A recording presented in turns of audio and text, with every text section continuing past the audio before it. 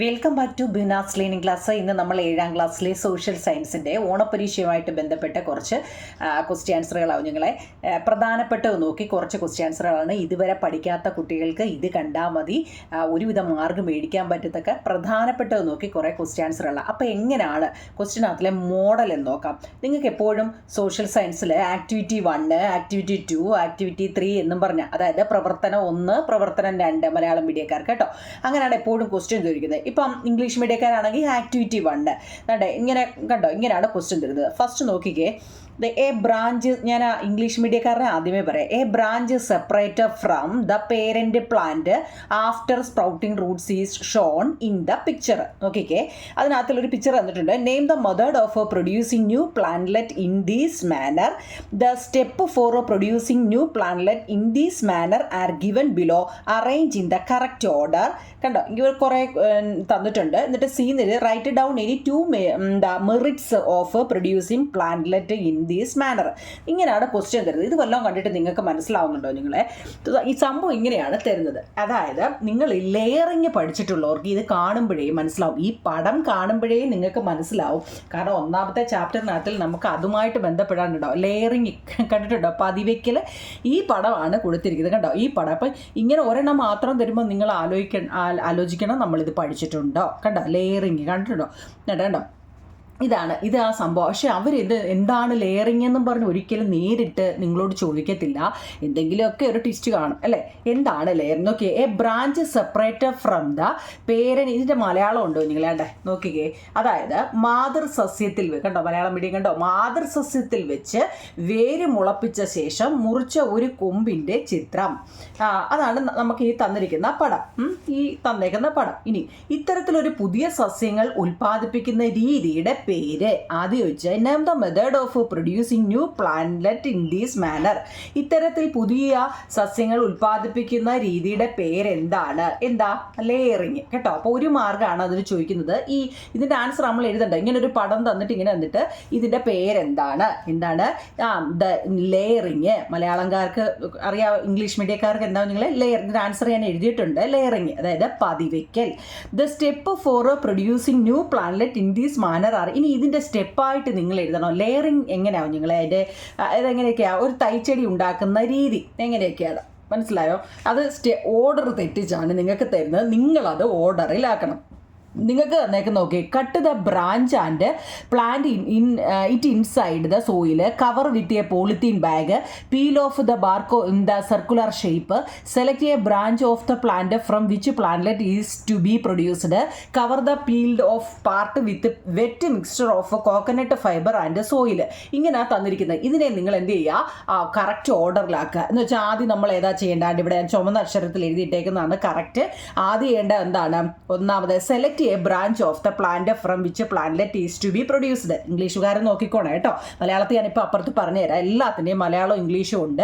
അപ്പോൾ രണ്ടാമത് ചെയ്യേണ്ടത്, ആദ്യമേ നമ്മൾ സെലക്ട് ചെയ്യുക ഏത് പ്ലാന്റ് ആണോ എടുക്കേണ്ടത്. രണ്ടാമത്തെ peel off the bark in the, നമ്മൾ ലെയറിങ് പഠിച്ചതാ, ഏത് ഭാഗമാണോ നമ്മൾ എടുക്കുന്നത് അവിടെ എന്താ വട്ടത്തിൽ മുറിച്ച് അല്ലേ എടുക്കുക. പിന്നെ രണ്ടാമത്തെ ഇത്. മൂന്നാമത് നമ്മൾ ചെയ്യേണ്ടത് cover the peeled off part with wet mixture of coconut fibre and soil. കണ്ടോ, മൂന്നാമത്തെ cover the peeled off part. അവിടെ നമ്മളെന്താ ചകിരി ചോറും പിന്നെ അതുപോലെ തന്നെ മണ്ണും ഒക്കെ ഇട്ട് നിറച്ച് കൊടുക്കണമെന്നാ. ആദ്യമേ നമ്മൾ അത് വായിച്ച് നോക്കിയിട്ട് നല്ലപോലെ വായിച്ച് നോക്കിയിട്ട് എഴുതാവൂ. ചാടിക്കേറി എഴുതരുത്, നല്ലപോലെ വായിച്ച് നോക്കണം. ആദ്യമേ നമ്മൾ സെലക്ട് ചെയ്യുക. രണ്ടാമത് നമ്മൾ ആ കമ്പ് മുറിച്ചെടുക്കുക. നമ്മളൊരു ചെടി തരുന്നത് എങ്ങനെയാണെന്ന് അറിയത്തില്ലേ. മൂന്നാമത് എന്ത് ചെയ്യുക, അതിനെ മണ്ണും അതുപോലെ തന്നെ കോക്കനട്ട് ഫൈബർ ചകിരി ചോറും ഒക്കെ ഇട്ട് കൊടുക്കുക. നാലാമത് ഒരു പോളിത്തീൻ ബാഗിനകത്തിൽ ഇതാക്കുക. The polythene bag cover with, പിന്നോ cut the branch and plant. അഞ്ചാമത്തെ കണ്ടോ, ഇങ്ങനെ വേണം ഇത് എഴുതാൻ. അടുത്ത ചോദ്യം, സിയുടെ ചോദ്യം എന്താ? ഇതിൻ്റെ 2 മെറിറ്റ്സ് എഴുതാനാണ് ചോദിച്ചിരിക്കുന്നത്. ഇപ്പോൾ പിടികിട്ടിയോ? ഇനി അതിൻ്റെ മലയാളം ആൻസർ നോക്കണേ. തൈ ഉണ്ടാക്കുന്ന രീതിയാണ് ഇതിൻ്റെ മലയാളം. അത് എങ്ങനെ എഴുതുന്നത്? ആദ്യം ഒരു തൈച്ചെടി ഉൽപ്പാദിപ്പിക്കേണ്ട ചെടിയുടെ കൊമ്പ് തിരഞ്ഞെടുക്കുക. ഒന്നാമത്. 2 വൃത്തത്തിൽ നല്ല വൃത്താകൃതിയിൽ തൊലി ചെത്തി മിനുക്കി എടുക്കുക. മൂന്നാമത് എന്തായിരുന്നു? മണ്ണ്, ചകിരിച്ചോറ് എന്നിവ ചേർത്ത മിശ്രിതം ചേർക്കുക. നാലാമത് പോളിത്തീൻ ഷീറ്റ് കൊണ്ട് ഇതിനെ അങ്ങ് പൊതിയുക. അഞ്ചാമത് കൊമ്പ് മുറിച്ചെടുത്ത് മണ്ണിൽ നടുക എന്നാണ് പറയുന്നത്. അപ്പോൾ ഈ ഓർഡർ നിങ്ങൾ കറക്റ്റായിട്ട് പഠിച്ചു വെച്ചേക്കണം. ഓർഡർ തെറ്റിച്ച് നിങ്ങളോട് ചോദിക്കും. അത് ലെയറിങ് ആവാം, പിന്നെ ബഡ്ഡിങ്ങും ഒക്കെ നിങ്ങളോട് ചോദിക്കും, തിരിച്ചും മറിച്ചു വിട്ട് ചോദിക്കും. നിങ്ങളത് പഠിച്ചെങ്കിൽ മാത്രമേ അതിനെ നേരെ എഴുതാൻ പറ്റത്തുള്ളൂ. മനസ്സിലായോ? ഇനി ഇതിൻ്റെ മെറിറ്റ്സുകൾ എന്തെല്ലാമാണ്? ഇപ്രകാരം ഉൽപ്പാദിപ്പിക്കുന്ന സസ്യങ്ങളുടെ 2 സവിശേഷത. Right and 2 merits of producing planet is these manner. 2 സവിശേഷത എന്തൊക്കെയായിരിക്കും കുഞ്ഞുങ്ങളെ? ഇതിൻ്റെ ഇംഗ്ലീഷ് ഉണ്ട് കേട്ടോ, മലയാളം നോക്കണേ. കൂടുതൽ പരിചരണം ഇതിനാവശ്യമാണ്. ഇങ്ങനെ തടുന്ന നയിക്കില്ലേ നമ്മൾ ഈ ബഡ് ചെയ്ത കമ്പൊക്കെ ഇവിടുന്ന് പൂക്കടയിൽ നിന്നൊക്കെ ഇത് വിൽക്കുന്ന കടയിൽ നിന്നൊക്കെ മേടിക്കുമ്പോഴേ അത് പെട്ടെന്ന് പൂക്കുകയും കായ്ക്കുകയും ചെയ്യും, അതുപോലെ അങ്ങ് നശിച്ചു പോവുകയും ചെയ്യും അല്ലേ. അതുകൊണ്ട് ഇതിനെ കൂടുതൽ പരിചരണം ആവശ്യമാണ്. വേഗത്തിൽ പൂക്കുകയും കായ്ക്കുകയും ചെയ്യുന്നുണ്ട്. മാതൃസസ്യത്തിൻ്റെ ഗുണങ്ങൾ എപ്പോഴും അതിന് ഉണ്ടാവും. മനസ്സിലാവുന്നുണ്ടോ കുഞ്ഞുങ്ങളെ? ഇത് മലയാളമാണ്. മലയാളംകാരെ അത് മലയാളത്തിലേ അങ്ങ് എഴുതിയെടുക്കണം. ലെയറിങ്ങിനെ കുറിച്ചാണ്. നിങ്ങൾ ഇതിങ്ങനെ കണ്ടിട്ട് നിങ്ങൾക്ക് കാരണം ഞാൻ മലയാളം ക്വസ്റ്റ്യന് മലയാളം ആൻസർ, ഇംഗ്ലീഷ് ക്വസ്റ്റ്യന് ഇംഗ്ലീഷ് ആൻസറും എഴുതിയോണ്ടാണ്. നിങ്ങൾക്ക് എന്തൊക്കെയാണ് കൺഫ്യൂഷൻ ഉണ്ടെങ്കിൽ ലെയറിങ് നല്ലപോലെ പഠിക്കുക എന്നുള്ളതാണ് കേട്ടോ. ലെയറിങ്ങിൻ്റെ ആ സ്റ്റെപ്പായിട്ട് നിങ്ങൾ പഠിക്കുക. പിന്നെ അതിൻ്റെ 2-3 ചോദിക്കും, മിനിമം 3 സവിശേഷത ചോദിക്കും. മെറിറ്റ്സുകൾ എന്തെല്ലാമാന്ന് കേട്ടോ. അതായത് ഇംഗ്ലീഷുകാർക്ക് അറിയത്തില്ലേ, നോക്കൂ നിങ്ങളെ, ഇതിൻ്റെ ആൻസർ ലെയറിങ് ആണ്. പിന്നെ അതിൻ്റെ കറക്റ്റായ ഓർഡറുകൾ കേട്ടോ. അതുകൊണ്ട് ഓർഡർ കറക്റ്റിൽ എഴുതി വെച്ചിട്ടുണ്ട്. ആദ്യം സെലക്ട് ചെയ്യുക, പിന്നെ പീൽ ഓഫ് ചെയ്യുക, പിന്നെ കവർ ചെയ്യുക, പിന്നെ പോളിത്തീൻ ബാഗിലാക്കുക, പിന്നെ കട്ട് ചെയ്ത ബ്രാൻഡ് കണ്ടോ. അതിൻ്റെ ഓർഡർ എഴുതിയിട്ടുണ്ട്. പിന്നെ ഇതുകൊണ്ടുള്ള 3 സവിശേഷത ഇംഗ്ലീഷിൽ ചോദിച്ചാൽ possess the qualities of the mother plant, small size and short life span ആയിരിക്കും, early flowering and fruiting, absence of tap root systems, require more and move care കേട്ടോ. ഇത്രയാണ് നമ്മൾ 1ാമത്തെ ആക്ടിവിറ്റിയിൽ ചോദിച്ചിരിക്കുന്നത്. ഇത് അതായത് ലെയറിങ്ങിനെ കുറിച്ച് നല്ലതുപോലെ പഠിച്ചാൽ നിങ്ങൾക്ക് 5 മാർക്ക് കിട്ടുമെന്നാണ്. ലെയറിങ് എന്താണ്, അതിൻ്റെ ആ ഓർഡർ കറക്റ്റായിട്ട് പഠിക്കണം. പിന്നെ ഇതുകൊണ്ടുള്ള മെറിറ്റ്സുകൾ എന്താണ്, ഇതാണ് ആക്ടിവിറ്റി 1 തന്നിരിക്കുന്നത്. ഓക്കെ ആണോ നിങ്ങളെ? ഓക്കെ. നോക്കൂ നിങ്ങളെ, അടുത്ത ആക്ടിവിറ്റി 2 അല്ലെങ്കിൽ പ്രവർത്തനം 2 എന്ന് പറയുന്നത് അതാണ്ട് നിങ്ങൾക്ക് മാച്ച് ദ ഫോളോയിങ് ആയിരിക്കും കേട്ടോ. എന്താ ഈ മാച്ച് ദ ഫോളോയിങ് എന്ന് വെച്ച് കഴിഞ്ഞാൽ അതിൻ്റെതായ രീതിയിൽ ചേർത്ത് എഴുതുക എന്നുള്ളതാണ് കേട്ടോ. നോക്കിക്കേ, pisciculture, sericulture, apiculture, cuniculture, floriculture, അതായത് പോൾട്രി ഫാം, ഇത് ഇത്രയും തന്നിട്ട് ഏതെങ്കിലുമൊക്കെ അതുകൊണ്ട് ഇവിടെ നോക്കിക്കേ. ഫിസിക്കൾച്ചറിന് നേരെ growing flower, rearing poultry, rearing fishes, rearing silk worm, rearing rabbit, rearing honey bee, ഇങ്ങനെയൊക്കെയാണ് തന്നിരിക്കുന്നത്. അപ്പം മാച്ച് ദ ഫോളോയിങ് നേരെ എഴുതുക എന്നാ. ഇവിടെ ഓരോ നോക്കുക കുഞ്ഞുങ്ങളെ. ഗ്രോയിങ് ഫ്ലവർ എന്ന് വെച്ചാൽ എന്താണ്? പുഷ്പകൃഷിയാണ്. പുഷ്പം അല്ലെ, കോഴിക്കൃഷി, മത്സ്യകൃഷി, പട്ടുനൂൽ കൃഷി, മുയൽ വളർത്തല്, തേനീച്ച വളർത്തല്, ഇതൊക്കെ നമുക്ക് അറിയണമെങ്കിൽ എന്താണെന്നറിയോ? ഇതങ്ങ് പഠിക്കണം. അപ്പം നമ്മൾ പഠിക്കുന്ന ഓരോ കാര്യങ്ങളും ഓർത്തോണേ കുഞ്ഞുങ്ങളെ. പരീക്ഷയാണ്, നമ്മുടെ പരീക്ഷയുടെ പ്രധാനപ്പെട്ടത് മാത്രമാണ് പഠിക്കുന്നത്. ഒന്നാമത് നമ്മൾ ലെയറിങ്ങിനെ ബേസ് ചെയ്തുള്ള എല്ലാ ക്വസ്റ്റ്യൻ ആൻസറും അറിഞ്ഞിരിക്കണം. അതിൻ്റെ ഓർഡർ കറക്റ്റായിട്ട് അറിയണം കേട്ടോ. ഒന്നാമത്. രണ്ടാമത് പഠിക്കുന്നത് നമ്മൾ ഓരോ കാർഷിക സംരംഭങ്ങളെക്കുറിച്ചാണ് അല്ലേ. കാർഷിക രംഗങ്ങൾ ഏതൊക്കെയാണ്, ഇത് ഇമ്പോർട്ടൻ്റ് ആണ് കേട്ടോ. ഇമ്പോർട്ടൻ്റ്. നിങ്ങൾ എങ്ങനെ വേണമെങ്കിലും ഇത് പഠിക്കാം, ക്ലൂ വെച്ചോ എങ്ങനെ. കാരണം ഇതിനകത്ത് നിന്ന് എന്തായാലും 2-3 ചോദിക്കും. മിക്കവാറും ഇത് മൊത്തം കൂടെ തന്നിട്ട് നിങ്ങളോട് എഴുതാൻ ചോദിക്കുക, എങ്ങനെ വേണമെങ്കിലും ചോദിക്കാം. മൊത്തവും കൂടെ എന്തായാലും ചോദിക്കത്തില്ല. എല്ലാ പാഠത്തിൽ നിന്നും ഇതുപോലുള്ള ഓരോന്നെടുത്തിട്ട് മാച്ച് ചെയ്യാനായിരിക്കും ചോദിക്കുന്നത്. ഇപ്പം എന്തുവാണെങ്കിലും നോക്കൂ നിങ്ങളെ, ഇതിനെ ഇംഗ്ലീഷിലായാലും മലയാളം നോക്കി. എപ്പിക്കൾച്ചർ, തേനീച്ച വളർത്തുന്നതിനെയാണ് എപ്പിക്കൾച്ചർ. കൾച്ചർ എന്ന് വെച്ചാൽ മുയൽ വളർത്തലാണ്. മഷ്റൂം കൾച്ചർ ഉണ്ട് കേട്ടോ. കൂണെന്ന് വെച്ചാൽ മഷ്റൂമാണ്. അത് മിക്കവാറും ഉള്ളവർക്കെല്ലാം അറിയായിരിക്കും അല്ലേ. കൂണ്, മഷ്റൂം കൾച്ചർ. അതുപോലെ തന്നെ കോഴി കൃഷി, പോൾട്രി ഫാമിങ്, അതും ചിലവർക്കൊക്കെ അറിയാവുന്നേ അല്ലേ. കോഴി ഫാം എന്ന് വെച്ച് കഴിഞ്ഞാൽ പോൾട്രി ഫാമിങ്, കോഴി കൃഷി. കന്നുകാലി വളർത്തലിനെ ലൈവ് സ്റ്റോക്ക് ഫാമിംഗ് എന്നാ പറയുന്നത് കേട്ടോ. ലൈവ് സ്റ്റോക്ക് ഫാമിംഗ് ഓർത്തോണേ. അതുപോലെ തന്നെ പിസിക്കൾച്ചർ എന്ന് വെച്ചാൽ മത്സ്യകൃഷി. പിസിക്കൾച്ചർ, മത്സ്യകൃഷി. പിന്നെ പട്ടുനൂൽ പുഴുവിനെ സെറികൾച്ചർ. പുഷ്പകൃഷിക്ക് ഫ്ലോറികൾച്ചർ. പുഷ്പ സിനിമയൊക്കെ ഇല്ലേ, പുഷ്പ ഫ്ലവറിനകത്തില്ല, അത് ഫ്ലവർ അല്ലേ. ക്ലൂ ഒക്കെ വെച്ച് പഠിച്ചോണ്ടേ കുഞ്ഞുങ്ങളെ. ഞാൻ എല്ലാവരും ക്ലൂ വെച്ചാൽ എപ്പോഴും പഠിപ്പിക്കുന്നത്, അതാകുമ്പോൾ ഓർത്തിരിക്കുമല്ലോ. എനിക്ക് നിങ്ങളോട് ഇതിനകത്ത് കൂടെ അധികം ക്ലൂ പറയാൻ പറ്റത്തില്ല. അതുകൊണ്ട് നിങ്ങൾക്ക് ഇഷ്ടമുള്ള ക്ലൂ വെച്ച് അങ്ങ് പഠിച്ചാൽ മതി കേട്ടോ. അപ്പോൾ ഈ 6 8 ഉണ്ടല്ലേ, 2 4 6 8 എണ്ണത്തിൽ നല്ലതുപോലെ പഠിക്കണേ കുഞ്ഞുങ്ങളെ. ഇതിനകത്ത് നിന്ന് 3 എങ്ങനെയും ഒക്കെ ചോദിക്കാം കേട്ടോ. അപ്പോൾ ഇവിടെ നിങ്ങൾക്ക് ആക്ടിവിറ്റി 2 എന്നും പറഞ്ഞ് ഇതിനെ തിരിച്ചും മറിച്ചും ഇട്ടിട്ട് നിങ്ങൾ അതിനെ നേരെ, നിങ്ങൾക്ക് അറിയാമല്ലോ ഇപ്പം ആ ടെസ്റ്റിൽ തന്നെ നിങ്ങളുടെ ഇംഗ്ലീഷ് മീഡിയയിലും മലയാളം മീഡിയയിലും ടെസ്റ്റിൽ കിടപ്പുണ്ട്. അതുപോലെ തന്നെ അങ്ങ് പഠിക്കണം കേട്ടോ. ഇനി നിങ്ങളോട് ചോദിക്കുന്നത് എന്തെന്ന് പറയാം, what is Kerala agriculture university? Kerala agriculture university situated where is, എവിടെയാണെന്ന്? ഏതാ? KAU. അത് ഞാൻ അതിനെക്കുറിച്ച് ഇപ്പോൾ ഒന്ന് പറയാം. What are the important programming being conducted there? What are importance programme being conducted? ഏതൊക്കെയാ? അതായത് ഇത് എവിടെ പറഞ്ഞാൽ കേരള അഗ്രികൾച്ചർ, അത് മണ്ണുത്തി തൃശ്ശൂരാണ് കേട്ടോ. ഞാൻ അതിനെക്കുറിച്ച് പറയാമെന്ന് പറഞ്ഞാൽ ടെസ്റ്റിനകത്തല്ലേ ഞാനിപ്പോൾ പറഞ്ഞുതരാം. കണ്ടക്ട് ചെയ്യുന്ന എന്താ? Conduct research on varieties of ക്രോപ്സുകൾ, ആനിമൽസ്, ബേർഡ്സ് എക്സെട്ര എന്ന് വെച്ചാൽ വിവിധ ഇനം വിളകളെക്കുറിച്ച്, മൃഗങ്ങൾ, പക്ഷികൾ മുതലായവയെക്കുറിച്ചൊക്കെയുള്ള ഗവേഷണമുണ്ട്. എന്താണ്? What are the important programming? എന്തെല്ലാം പ്രധാനപ്പെട്ട പ്രോഗ്രാമിംഗ് ഈ ഇതിനകത്തിലുണ്ടെന്ന്? ഏതൊക്കെയാ? വിവിധ ഇനം വിളകൾ, മൃഗങ്ങൾ, പക്ഷികൾ മുതലായവയെക്കുറിച്ചുള്ള ഗവേഷണങ്ങൾ. ഇംഗ്ലീഷും ഉണ്ട്, മലയാളവും ഉണ്ട്. അതുപോലെ തന്നെ കണ്ടക്ട് നോളജ് ഡിസെമിനേഷൻസ് പ്രോഗ്രാം, വിജ്ഞാന വ്യാപന പരിപാടികളും ഉണ്ടെന്ന് കേട്ടോ. വിജ്ഞാന വ്യാപന പരിപാടികൾ. ഇപ്പോൾ രണ്ടാമത്തെ പിടിയിട്ട് നിങ്ങളെ, ഒന്നാമത്തെ ലെയറിങ്, രണ്ടാമത്തെ ഫിസിക്കൾച്ചർ, സെറികൾച്ചർ, അങ്ങനെയുള്ളതൊക്കെ കേട്ടോ പ്രധാനപ്പെട്ടതാണ്. പിന്നെ ഞാൻ പറഞ്ഞില്ലേ ഈ മണ്ണുത്തി തൃശ്ശൂർ എന്നൊക്കെയുള്ള, അത് നിങ്ങളുടെ ടെസ്റ്റിനകത്തില്ലേ, അതായത് നിങ്ങളുടെ ഒന്നാമത്തെ പാഠം ഞാനൊന്ന് ഓടിച്ചിട്ട് പറയട്ടെ, ഞങ്ങളൊന്നും തോന്നില്ലേ, കാരണം അതിനകത്ത് പ്രധാനപ്പെട്ടത് കേട്ടോ. നിങ്ങൾക്ക് ഒന്നാമത്തേതാണ്ട് ഇതൊക്കെ ഇതിനകത്തിലേക്ക് പ്രധാനപ്പെട്ട ഉണ്ട്. എന്നാലും വെജിറ്റേറ്റീവ് പ്രൊപ്പഗേഷനും സെക്ഷൽ റീപ്രൊഡക്ഷനും തങ്ങളിലൊന്ന് പഠിച്ചു വെച്ചേക്കണം കേട്ടോ. പിന്നെ നമ്മൾ പതിവയ്ക്കൽ, ലെയറിങ് പഠിച്ചു. കമ്പൊട്ടിക്കലിനെ കുറിച്ച് അത് പിന്നെ നമുക്ക് കേൾക്കുമ്പോൾ തന്നെ അറിയാം, നിങ്ങൾക്ക് അറിയാമെന്ന് ഞാൻ വിശ്വസിക്കുന്നു. കമ്പൊട്ടിക്കൽ എന്നാൽ എന്ത്, അതായത് ഗ്രാഫ്റ്റിംഗ് എന്നാൽ എന്ത്, ഹൈബ്രിഡൈസേഷൻ എന്നാൽ എന്തെന്ന് ഒരു വരി ഒന്ന് അറിഞ്ഞിരിക്കണം കേട്ടോ. പിന്നെ ബഡ്ഡിങ് ഇമ്പോർട്ടൻ്റ് ആണ്. ബഡ്ഡിങ്ങിന് മുമ്പ് ലെയറിങ്ങിൻ്റെ കാര്യം പറഞ്ഞ പോലെ ഇതിൻ്റെ കറക്റ്റായിട്ട് ഇതാണ്, ഇത് കറക്റ്റായിട്ട് നിങ്ങൾ പഠിച്ചിരിക്കണം. ആ ഓർഡർ കറക്റ്റ് ആയിരിക്കണം കേട്ടോ. ഓർഡർ കറക്റ്റായിട്ട് ബഡ്ഡിങ് അല്ലെങ്കിൽ മുകളോ ഒട്ടിക്കലിൻ്റെ അറിഞ്ഞിരിക്കണം. ചിലപ്പോൾ എന്താണെന്നായിരിക്കും ചോദിക്കുന്നത്. ഞാനിപ്പോൾ ഞാൻ വർഗ്ഗസംകരണം എന്നാൽ എന്തെന്ന് ചോദിക്കാം കേട്ടോ. വർഗ്ഗസംകരണം പിന്നെ ഞാനിപ്പോൾ പറഞ്ഞില്ല, KAU കേരള കാർഷിക സർവകലാശാല. KAU കേരളത്തിലെ കാർഷിക സർവകലാശാല എവിടെയാണ്? മണ്ണുത്തി തൃശ്ശൂർ. ഇത് ഒരു മാർക്കിൻ്റെ ഒരു ചോദ്യമായിട്ട് ചോദിക്കാം. അതുപോലെ കേരളത്തിലെ കിഴങ്ങ് ഗവേഷണ കേന്ദ്രമാണ് CTCRI. അത് തിരുവനന്തപുരത്താണ്. CTCRI എവിടെയാണ്? തിരുവനന്തപുരത്ത് ശ്രീകാര്യത്താണ്. പിന്നെ റബ്ബറുമായിട്ട് ബന്ധപ്പെട്ട എല്ലാം കോട്ടയമാണ്. ഈ സ്ഥലപ്പേര് ഓർത്തിരിക്കണമെങ്കിൽ നിങ്ങൾ റബ്ബറുമായിട്ട് ഇത് കേൾക്കുമ്പോൾ തന്നെ നിങ്ങൾ പഠിച്ചു കാണുമല്ലോ. റബ്ബറുമായി, അതായത് നമ്മുടെ കേരള കാർഷിക സർവകലാശാല Thrissur മണ്ണുത്തിയാണ്.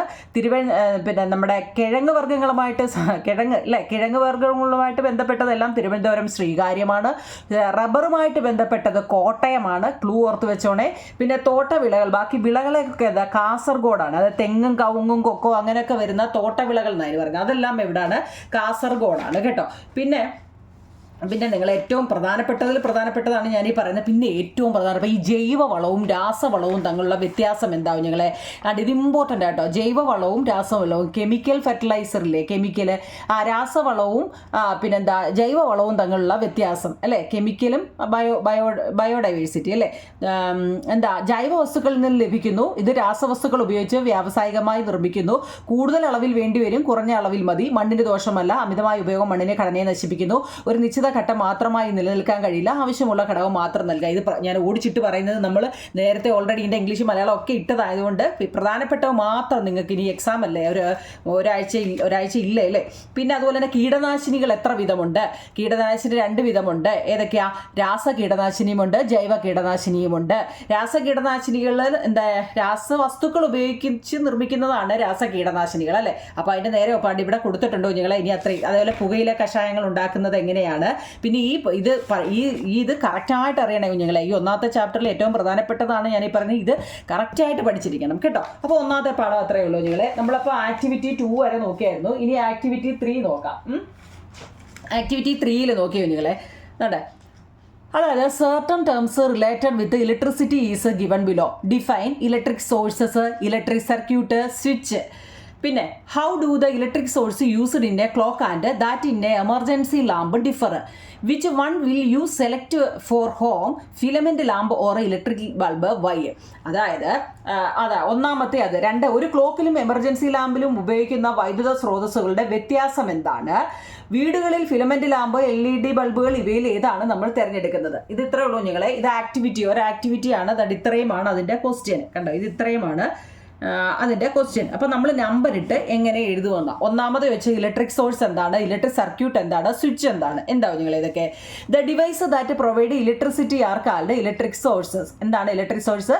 The device that provide electricity are called electric source. അതായത് വൈദ്യുതി നൽകുന്ന സംവിധാനങ്ങളാണ് വൈദ്യുത സ്രോതസ്സുകൾ.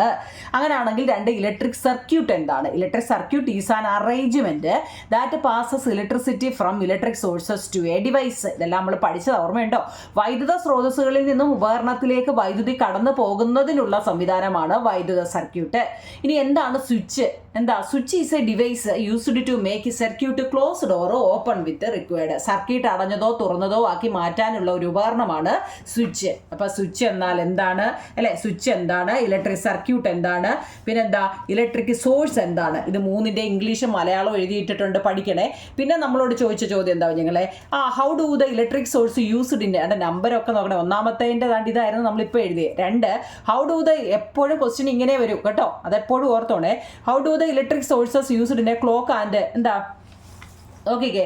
അതായത് രണ്ടാമത്തെ നമ്മളെ ക്ലോക്കിൽ ഉപയോഗിക്കുന്ന അതല്ലേ ചോദിച്ചേ? ഓക്കെ, ഒരു ക്ലോക്കിലും എമർജൻസി ലാമ്പിലും ഉപയോഗിക്കുന്ന വൈദ്യുത സ്രോതസ്സുകളുടെ വ്യത്യാസം എന്താണ്? ചോദ്യം കേട്ടോ നിങ്ങളെ. അതായത് ഒരു ക്ലോക്കിലും എമർജൻസി ലാമ്പിലും ഉപയോഗിക്കുന്ന വൈദ്യുത സ്രോതസ്സുകളുടെ വ്യത്യാസം. ക്ലോക്കിലെ ബാറ്ററി ആണോ നമ്മുടെ എമർജൻസി ലാമ്പിൽ? The cell used in a clock cannot be recharged when run out of a charge it should be avoid. എന്ന് വെച്ചാൽ ക്ലോക്കിൽ ഉപയോഗിക്കുന്ന സെല്ല് റീചാർജ് ചെയ്യാൻ നമ്മൾ കഴിയില്ല. പറ്റുമോ? ക്ലോക്കിനകത്ത് ബാറ്ററി ഇട്ട് കഴിഞ്ഞാൽ അതിനെ വീണ്ടും റീചാർജ് ചെയ്യാൻ പറ്റുമോ നിങ്ങളെ? ഇല്ല. എന്നാൽ the battery used in an emergency lamp rechargeable.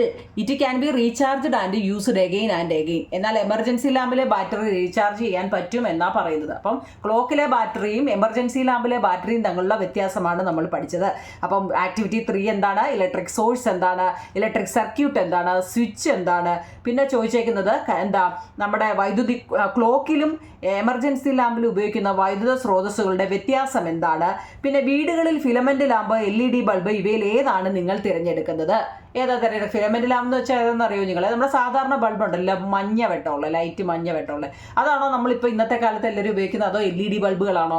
LED ബൾബുകളാണ്. എന്തുകൊണ്ടാണ്? Because LED bulb need less energy, so consumption of electricity can be reduced to a great extent. എന്നാൽ LED ബൾബുകൾക്ക് കുറഞ്ഞ ഊർജ്ജം മതി, അതിനാൽ വൈദ്യുത ഉപയോഗം പരമാവധി നമുക്ക് കുറയ്ക്കാൻ പറ്റുമെന്നാണ് പറയുന്നത്. അപ്പോൾ LED ബൾബിൻ്റെ ഉപയോഗം ഓർത്തോണേ നിങ്ങളെ. ഓക്കെ, അപ്പോൾ ഈ 3 അതിനകത്തിൽ ആക്ടിവിറ്റി 4 ആണ്. അടുത്ത ആക്ടിവിറ്റി ഇനി ഇങ്ങനെ ഒരു പിക്ചർ തരുന്നുണ്ട് കേട്ടോ. An electric circuit is arranged as shown. നമ്മൾ ആസിഡിൻ്റെയും ബേസിൻ്റെയും പാഠം നോക്കിക്കോ നിങ്ങളെ. ആസിഡുകളും ബേസുകളും തമ്മിലുള്ള വ്യത്യാസം എന്താണ്? അത് പഠിക്കണേ കേട്ടോ. അതിന് സോർ ടെസ്റ്റ് അതിനെക്കുറിച്ച് അറിയത്തില്ലെങ്കിൽ ഞാൻ ഇതിനകത്തിൽ ഒന്നുകൂടെ പറയുന്നുണ്ട് കേട്ടോ. ആസിഡും ബേസിനെ കുറിച്ച് ഞാൻ നോട്ട് ഓൾറെഡി എല്ലാം എഴുതിയിട്ടുണ്ട്. വൈദ്യുത ലോകം ഈ പടമാണ് നിങ്ങൾക്ക്. പടം കാണുന്നില്ലല്ലോ, എന്നാണ്ടേ ഈ പടം നിങ്ങളെ. ഇത് തുറന്നിരിക്കുന്നതും അടഞ്ഞിരിക്കുന്നതിനെ കുറിച്ചുമാണ് കേട്ടോ. ഇത് ഈ ഒരു പടം തന്നിട്ട് നിങ്ങളോട് ചോദിച്ചിരിക്കുകയാണ്. അതാണ്ടേ കണ്ടോ, ചോദിച്ചിരിക്കുകയാണ്. അതായത് വാട്ട് ആർ ABCD. ഇവിടെ എയും ബിയും സിഡിയും ഒക്കെ എന്താണ് നോക്കിക്കേ. ഇവിടെ what are ABCD? Will be bulb glow if the circuit is switched on. Why? Draw the picture connecting the arrangement and the circuit in switched on positions to circumstances of getting electric shock while using high voltage electricity. അപ്പോൾ ഇത്രയാണ് നമ്മുടെ അടുത്ത ആക്ടിവിറ്റിയിലെ ചോദ്യങ്ങൾ. ഒരു ആക്ടിവിറ്റിയിൽ 3, 4 ചോദ്യങ്ങൾ കാണും. ഓരോ ആക്ടിവിറ്റിയാണ്. ഒരു പടം തന്നിട്ട് അതിനെക്കുറിച്ച്. ഇവിടെ വാട്ടാറ് ഇവിടുത്തെ ആദ്യത്തെ ചോദ്യം എന്താ നിങ്ങളെ? ഇവിടെ എന്താണ്? ഒന്ന് എൻ്റെ മലയാളം നോക്കിക്കോണേ, മലയാളം എഴുതുന്നവർക്ക്. ഒരു വൈദ്യുത സർക്യൂട്ട് ക്രമീകരിച്ചിരിക്കുന്നതാണ് ഈ പറഞ്ഞിരിക്കുന്നത്. ABCD എന്നാൽ എന്താണ്? സ്വിച്ച് ഓൺ ആക്കിയാൽ ബൾബ് പ്രകാശിപ്പിക്കുമോ? ഈ സ്വിച്ച് ഓൺ ആക്കിയാൽ ഈ ബൾബ് പ്രകാശിക്കുമോ? കാരണം ഇത് ശരിയായ രീതിയിൽ വരച്ച് കാണിക്കാൻ പറഞ്ഞിട്ടുണ്ട്. വൈദ്യുത ഷോക്ക് ഏൽക്കാനുള്ള സാഹചര്യങ്ങളും എന്തെല്ലാം എന്നാണ് നമ്മളോട് ചോദിച്ചിരിക്കുന്നത്. കണ്ടോ, വൈദ്യുത ഷോക്ക് ഏൽക്കാനുള്ള, അത് മലയാളമാണ് കേട്ടോ, ഇത് ഇംഗ്ലീഷുമാണ്. അപ്പം ഇവിടെ എയും ബിയും നോക്കിയ പടം എല്ലാം ഒന്ന് തന്നെയാണ്. ABCD. എ എന്ന് വെച്ചാൽ എന്താണ്? എ അവിടുത്തെ സ്വിച്ചാണ് അല്ലേ? A switch. BOB ബൾബാണ്. സി എന്താണ്? അതിൻ്റെ കണക്ട് ചെയ്യുന്ന വയറുകളാണ് അല്ലേ? കണക്റ്റിംഗ് വയറുകളാണ്. പിന്നെ ഡി എന്ന് വെച്ചാൽ ഇതെൻ്റെ സെല്ലാണ് അല്ലേ? പോസിറ്റീവ് നെഗറ്റീവ് അതിൻ്റെ സെല്ല്, ബാറ്ററിയാണ്. ഇനി ഇത് കത്തുന്നുണ്ടോ ഇല്ലയോ എന്ന് അറിയുന്നുണ്ട്. ഇവിടെ ഇങ്ങനെ സൂര്യൻ്റെ കൂട്ട് തൻ്റെ ഇതുപോലെ ആ പിക്ചറിൽ കൊടുക്കുന്നുണ്ടെങ്കിൽ അത് കത്തി നിൽക്കുവാന്ന് വിചാരിക്കണം കേട്ടോ. അവിടെ സൂര്യൻ്റെ കൂട്ടുണ്ടോ ഡോട്ട്. ഇനി അത് കത്തണമെന്നുണ്ടെങ്കിൽ എന്തൊക്കെ ചെയ്യണം നോക്കിക്കേ. No, bulb do not glow in the switch is on because the arrangement of the cell is not correct to form a battery. Electricity will not flow. This circuit is in these conditions. എന്ന് വെച്ചാൽ എന്താ ഇവിടെ on ആക്കിയാൽ bulb പ്രകാശിക്കില്ല, കാരണം സെല്ലുകൾ ക്രമീകരിച്ച രീതികൾ ശരിയായിട്ടല്ല. നോക്കിയോ ഞങ്ങളെ, ഇവിടെ എപ്പോഴും ഒരു പോസിറ്റീവും നെഗറ്റീവുമാണ് ഉള്ളത് കേട്ടോ. അതെപ്പോഴും ഓർത്തണം. നല്ല ശരിയായ രീതിയിൽ വരയ്ക്കുന്ന എങ്ങനെയാണെന്ന് നോക്കിക്കേ. ഇത് പോസിറ്റീവ് ആണെങ്കിൽ ഇവിടെ നെഗറ്റീവ് ആയിരിക്കണം. പിന്നെ ഈ സ്വിച്ച് എപ്പോഴും എന്ത് ചെയ്യണം, അടഞ്ഞിരിക്കണം. ഒരു ബൾബ് കത്തണമെങ്കിൽ സ്വിച്ച് ഇവിടെ അടഞ്ഞിരിക്കണം എന്നുണ്ട്. ബൾബ് കത്തിക്കിടക്കുന്നു, പോസിറ്റീവ് നെഗറ്റീവ് ചാലകം എല്ലായിടവും പോയിട്ടുണ്ടോ, ഇതൊക്കെ നമ്മൾ നോക്കണം. നിങ്ങൾക്ക് അങ്ങനെ ഒരു ക്വസ്റ്റ്യൻ കാണും കേട്ടോ. ഓക്കെ, അത് വരയ്ക്കാൻ അറിയാമല്ലോ, വരച്ച് പഠിക്കണേ. ഇനി അത് കറക്റ്റായിട്ട് വരച്ച് കാണിക്കാൻ നിങ്ങളോട് പറഞ്ഞിട്ടുണ്ട്. ഇൻസുലേഷൻ പോയ വയർ. ഇനി നമുക്ക് ഷോക്ക് അടിക്കുന്നതിനെ കുറിച്ചൊരു ചോദ്യം ചോദിച്ചിട്ടുണ്ട്. 2 സർക്കംസ്റ്റൻസ് എഴുതാൻ ഇലക്ട്രിക് ഷോക്ക് അടിക്കുന്നതിനെ കുറിച്ച് എങ്ങനെ എഴുതാം? അതായത് വൈദ്യുത ഷോക്ക് ഏൽക്കാനുള്ള സാഹചര്യങ്ങൾ എന്തെല്ലാമാണ്? Using wire without proper insulation, repairing device while switches are turned on, turning on a switch with wet hand. ഇതെല്ലാം നമ്മൾ പഠിച്ചിട്ടുള്ള ഓർമ്മയുണ്ടോ? അതായത് ഇൻസുലേഷൻ പോയ വയർ നമ്മൾ ഉപയോഗിക്കുമ്പോൾ നമ്മളെ കറണ്ട് അടിക്കും ഇല്ലേ? നമ്മുടെ വീട്ടിൽ എന്തെങ്കിലുമൊക്കെ വയറിങ് ചെയ്തിട്ടുണ്ടെങ്കിൽ അതിൻ്റെ എവിടെയെങ്കിലും ഇൻസുലേഷൻ ടേപ്പ് വെച്ച് ഇങ്ങനെ ഒട്ടിച്ച്, അല്ലെങ്കിൽ അതിൻ്റെ പുറത്തെ ആ വയർ എവിടെയെങ്കിലും വിട്ടിട്ടുണ്ട്, അതേ കയറി പിടിച്ചാൽ നമുക്ക് ഷോക്ക് അടിക്കും, കറണ്ട് അടിക്കും അല്ലേ? ഇൻസുലേഷൻ പോയ വയർ ഉപയോഗിക്കുന്നു. അതുപോലെ തന്നെ നനഞ്ഞ കൈകൊണ്ട് സ്വിച്ച് ഓൺ ആക്കുന്നു. സ്വിച്ച് ഓഫ് ആക്കാതെ പ്ലഗ് പിൻവലിച്ചാലും ഇതൊക്കെ എന്താണ്, ഈ 3 എണ്ണവും നമ്മളെ കറണ്ട് അടിക്കും. അതായത് എന്താ കുഞ്ഞുങ്ങളെ, പിന്നെ വൈദ്യുത ഷോക്ക് അല്ലേ ഏൽക്കാനുള്ള സാഹചര്യമാണ്. അപ്പോൾ ഈ പടം നിങ്ങൾ ഓർത്തോണേ. ആ പടത്തിൻ്റെ അപ്പം നമ്മൾ ലെയറിങ് പഠിച്ചു, ലെയറിങ്ങിൻ്റെ വിശദീകരണം പഠിച്ചു. പിന്നെ ഇപ്പം നമ്മൾ കറണ്ടിൻ്റെ സർക്യൂട്ടുകളും ഓരോന്നിനെ കുറിച്ച് അല്ലേ, ഇലക്ട്രിക് സ്വിച്ച്, കറണ്ട് എങ്ങനെയൊക്കെയാണെന്ന് പഠിച്ചു. പിന്നെ ഫിസിക്കൾച്ചർ, സെറികൾച്ചർ, ഇതെല്ലാം ഇമ്പോർട്ടൻ്റ് ആയതുകൊണ്ടാണ് ഞാൻ പിന്നെയും പറയുന്നത് കേട്ടോ. ഇനി നമുക്ക് ഓരോ പാഠത്തിൻ്റെയും ഞങ്ങളെ ഓടിച്ചിട്ട് നോട്ട് ഇതുവരെ കിട്ടാത്തവർക്ക് ചെടികൾ നട്ടു വളർത്തുമ്പോൾ നിരവധി ഘടകങ്ങൾ അറിഞ്ഞിരിക്കണം. എന്തെല്ലാം? There are so many factors to be considered while cultivating plant. നമ്മളൊരു ചെടികൾ നട്ടു വളർത്തുമ്പോൾ എന്തെല്ലാം കാര്യങ്ങളാണ് അറിഞ്ഞിരിക്കേണ്ടത്? ഫെർട്ടൈൽ സോയിൽ, ഫലപുഷ്ടമായ മണ്ണാണോ? പ്രോപ്പർ ഇറിഗേഷൻ, ശരിയായ ജലസേചനമാണോ? ഫേവറബിൾ ക്ലൈമറ്റ്, അനുകൂലമായ കാലാവസ്ഥയാണോ? Quality seeds and planting material, ഗുണനിലവാരമുള്ള വിത്തും അത് നടിലും ഒക്കെയാണോ? പ്രോപ്പർ സൺലൈറ്റ്, കൃത്യമായ സൂര്യപ്രകാശമുണ്ടോ? പെസ്റ്റ് കൺട്രോൾ, കീടനാശിനി നിയന്ത്രണം ചെയ്യുക. ഇതൊക്കെ ഈ ഒരു 6 എണ്ണം പഠിച്ചിരിക്കണം കേട്ടോ. ചോദ്യം ഇമ്പോർട്ടൻ്റ് ആണ്. There are so many factors to be considered while cultivating plant. ഇനി ലെയറിങ്, അത് നമ്മൾ കുറേ പഠിച്ചതാണ്. എന്താണ് ഈ ലെയറിങ് എന്ന് ചോദിച്ചാലോ, മാതൃസസ്യത്തിൻ്റെ കമ്പുകളിൽ വേര് മുളപ്പിച്ച ശേഷം ആ ഭാഗം മുറിച്ചു നട്ട് പുതിയ തൈകൾ ഉണ്ടാക്കുന്ന രീതിയാണ് പതിവയ്ക്കൽ അല്ലെങ്കിൽ ലെയറിങ് കേട്ടോ. കുഞ്ഞുങ്ങളെ 1 മാർക്കിനോ 2 മാർക്കിനോ ചോദിക്കുന്ന ഒരു ചോദ്യമാണ്. എന്താണ് ലെയറിങ്?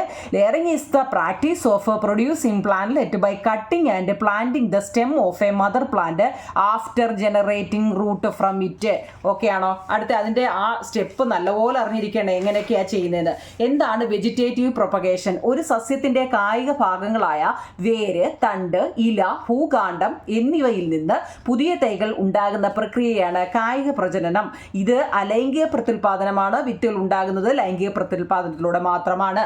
ഏതൊക്കെ ഭാഗങ്ങളാണ്? തണ്ടിൽ നിന്ന്, ഭൂകാണ്ഡം, വിത്ത്, ഇവയൊക്കെ ഏതൊക്കെയാണെന്നും പറഞ്ഞിട്ടുണ്ട് കേട്ടോ. നോട്ടൊന്നും കിട്ടാത്തവർക്ക് വേണ്ടി ഒന്നുകൂടെ പറഞ്ഞതാണ്. വിത്ത് ഉണ്ടാകുന്നത് എവിടെ നിന്നാണ്? ഫലത്തിൽ നിന്നാണ് അല്ലേ? ഫലം ഉണ്ടാകുന്നത് ചെടികളിൽ നിന്നുമാണ്. നല്ല വിളവ് ലഭിക്കാൻ എന്തെല്ലാം ചെയ്യണം? നല്ല വിളവ് ലഭിക്കാൻ ഗുണമേന്മയുള്ള വിത്ത് നമ്മൾ ആദ്യമേ തിരഞ്ഞെടുക്കണം. വിത്തിന്റെ മേന്മ ഉറപ്പുവരുത്താൻ വിത്തെടുക്കുന്ന ഫലം, ചെടി എന്നിവയും ഗുണമേന്മയുള്ളതായിരിക്കണം. അതൊരു വളരെ ഇമ്പോർട്ടൻ്റ് ക്വസ്റ്റ്യൻ ആണ്. ഒരു നല്ല വിത്ത് നമുക്ക് കിട്ടാൻ എന്തെല്ലാം ചെയ്യണം? വിത്തിൽ നിന്ന് മാത്രമാണോ നമുക്ക് പുതിയ സസ്യങ്ങൾ ഉണ്ടാകുന്നത്? അല്ല. കറിവേപ്പ് എന്ന് വെച്ചാൽ അതിൻ്റെ വേര്, ഇഞ്ചി എന്ന് വെച്ചാൽ അതിൻ്റെ ഭൂകാണ്ഡത്തിൽ നിന്നാണ്, ഇലമുളച്ചി എന്നുള്ളത് അതിൻ്റെ ഇലയിൽ നിന്നുമാണ്, കുരുമുളക് എന്ന് വെച്ചാൽ അതിൻ്റെ തണ്ടിൽ നിന്ന്, എവിടെ നിന്നൊക്കെ കിട്ടുന്നു കേട്ടോ. അടുത്ത എന്താണ് സെർപെന്റൈൻ ലെയറിംഗ് എന്ന് വെച്ചാൽ? നാഗപതിവയ്ക്കൽ. ഒരേ സമയം ഒന്നിലധികം തൈകൾ ഒരു ശാഖയിൽ നിന്ന് ലഭിക്കുന്നതിനെയാണ് നാഗപതിവയ്ക്കൽ എന്ന് പറയുന്നത്. ഒരു സമയം തന്നെ ഒന്നിലധികം തൈകൾ ഒരു ശാഖയിൽ കേട്ടോ. അതായത് കുരുമുളക്, വെറ്റില, മുന്തിരി, ഇതെല്ലാം ഇങ്ങനെ പതിവയ്ക്കുന്ന സസ്യങ്ങളുടെ സവിശേഷത. മാതൃസസ്യത്തിന്റെ ഗുണങ്ങൾ എപ്പോഴും അതിനുണ്ടാകും. വേഗത്തിൽ പൂക്കുക, അത് മുമ്പ് നമ്മൾ പഠിച്ചതാ, ഓർമ്മയുണ്ടോ? വേഗത്തിൽ പൂക്കുക ലെയറിങ്ങിനകത്ത് അല്ലേ? ലെയറിങ്ങുമായിട്ട് ബന്ധപ്പെട്ട് ലെയറിങ്ങും സെർപെന്റൈൻ ലെയറിങ്ങിൻ്റെ എല്ലാം സവിശേഷത ഒന്ന് തന്നെ ആവും നിങ്ങളെ. അടുത്ത എന്താണ് ഗ്രാഫ്റ്റിംഗ്? ഗുണമേന്മയുള്ള ഒരു സസ്യത്തിൻ്റെ കമ്പ് അതേ വർഗത്തിൽപ്പെട്ട വേരോടുകൂടിയ മറ്റൊരു സസ്യത്തിൽ ഒട്ടിച്ചു ചേർത്ത് മികച്ച ഇനം തൈ ഉൽപ്പാദിപ്പിക്കുന്ന രീതിയാണ് കമ്പൊട്ടിക്കൽ. ഒട്ടിക്കാനായി നമ്മൾ തിരഞ്ഞെടുക്കുന്നത് എന്താ വേരോട് കൂടിയ ഭാഗമായിരിക്കണം. അപ്പം ഇത് ഓക്കെയാണ്. അപ്പം ഞാൻ ഈ എഴുതി വെച്ചിരിക്കുന്നത് നിങ്ങൾക്ക് പ്രധാനപ്പെട്ടത് നോക്കിയാൽ കേട്ടോ. ഇനി നോക്കിക്കേ, ജൈവവളത്തിന് യോജിക്കാത്ത പ്രസ്താവന നിങ്ങൾ ഇതിനകത്ത് നിന്ന് തിരഞ്ഞെടുക്കുക. Identify the statement which does not suit organic fertiliser can be prepared at home. വീടുകളിൽ നമുക്ക് നിർമ്മിക്കാം. പിന്നെ അതിനെക്കുറിച്ച് നമുക്ക് കണ്ടോ ഇതങ്ങ് എഴുതിയെടുക്കണം കേട്ടോ. അടുത്ത ഇത് നമ്മൾ പറഞ്ഞതാണ്. എപ്പികൾച്ചർ ക്യൂണികൾച്ചർ, സെറികൾച്ചർ, ഫിസികൾച്ചർ എന്താണെന്ന് കേട്ടോ നേരിട്ട് എഴുതിയേക്കുക. റിയറിങ് ഓഫ് നമ്മൾ കുറേ പറഞ്ഞ കുഞ്ഞുങ്ങളെ. അപ്പം എഴുതാത്തത് നമുക്ക് അത് നോക്കാം. നാഗപതിവയ്ക്കൽ എന്ന് വെച്ചാൽ എന്താണ്? ഓക്കെ. അടുത്തത് വിച്ച് ലെയറിങ് ഇൻ, ഇത് നിങ്ങളുടെ ടെസ്റ്റിലെ ലെറ്റസസ് കേട്ടോ. Why layering is in these way at which position should we cut the plant A B or C. ഈ രീതിയിൽ പതിവയ്ക്കുമ്പോൾ ചിത്രത്തിൽ അതാ നിങ്ങളുടെ ലെറ്റസസ് ഉണ്ടല്ലോ അതാ കേട്ടോ. അപ്പം നിങ്ങളത് ഞാൻ നേരത്തെ തന്നതാ, അതിനുവേണ്ടി നിങ്ങൾ സമയം കളയണ്ട കേട്ടോ. ഇതുവരെ നോട്ട് കിട്ടാത്തവർക്ക് ഒന്നുകൂടെ ഒന്ന് പറഞ്ഞതാവും നിങ്ങൾ കേട്ടോ. നിങ്ങൾക്കിത് കാണുമ്പോൾ അയ്യോ ഇതെന്തിനാ ഇപ്പം വീണ്ടും പറയുന്നതെന്ന് ചോദിക്കല്ലേ, നമുക്ക് പരീക്ഷ ആയതുകൊണ്ട് കേട്ടോ. ഇതും ആസിഡുകളുടെയും ബേസുകളുടെയും ലെറ്റസ്. അത് ഇത് കിട്ടാത്തവർക്ക് ആ ലിങ്കിനകത്ത് കയറി നോക്കിയാൽ മതി കേട്ടോ. കാരണം അത് ടെസ്റ്റിലെ ബാക്കിൽ. ഇനി നോക്കി ആസിഡും ബേസും വളരെ ഇമ്പോർട്ടൻ്റ് ഒരു ചാപ്റ്ററാണ്. Acid are substance that turn blue litmus into red. Substance that turn red litmus into blue are called bases. നീല ലിറ്റ്മസിനെ ചുവപ്പാക്കുന്ന പദാർത്ഥങ്ങൾ ആസിഡുകളും ചുവന്ന ലിറ്റ്മസിനെ നീലയാക്കുന്ന പദാർത്ഥങ്ങൾ ബേസുകളുമാണ്. എന്താണ് ലിറ്റ്മസ് പേപ്പർ?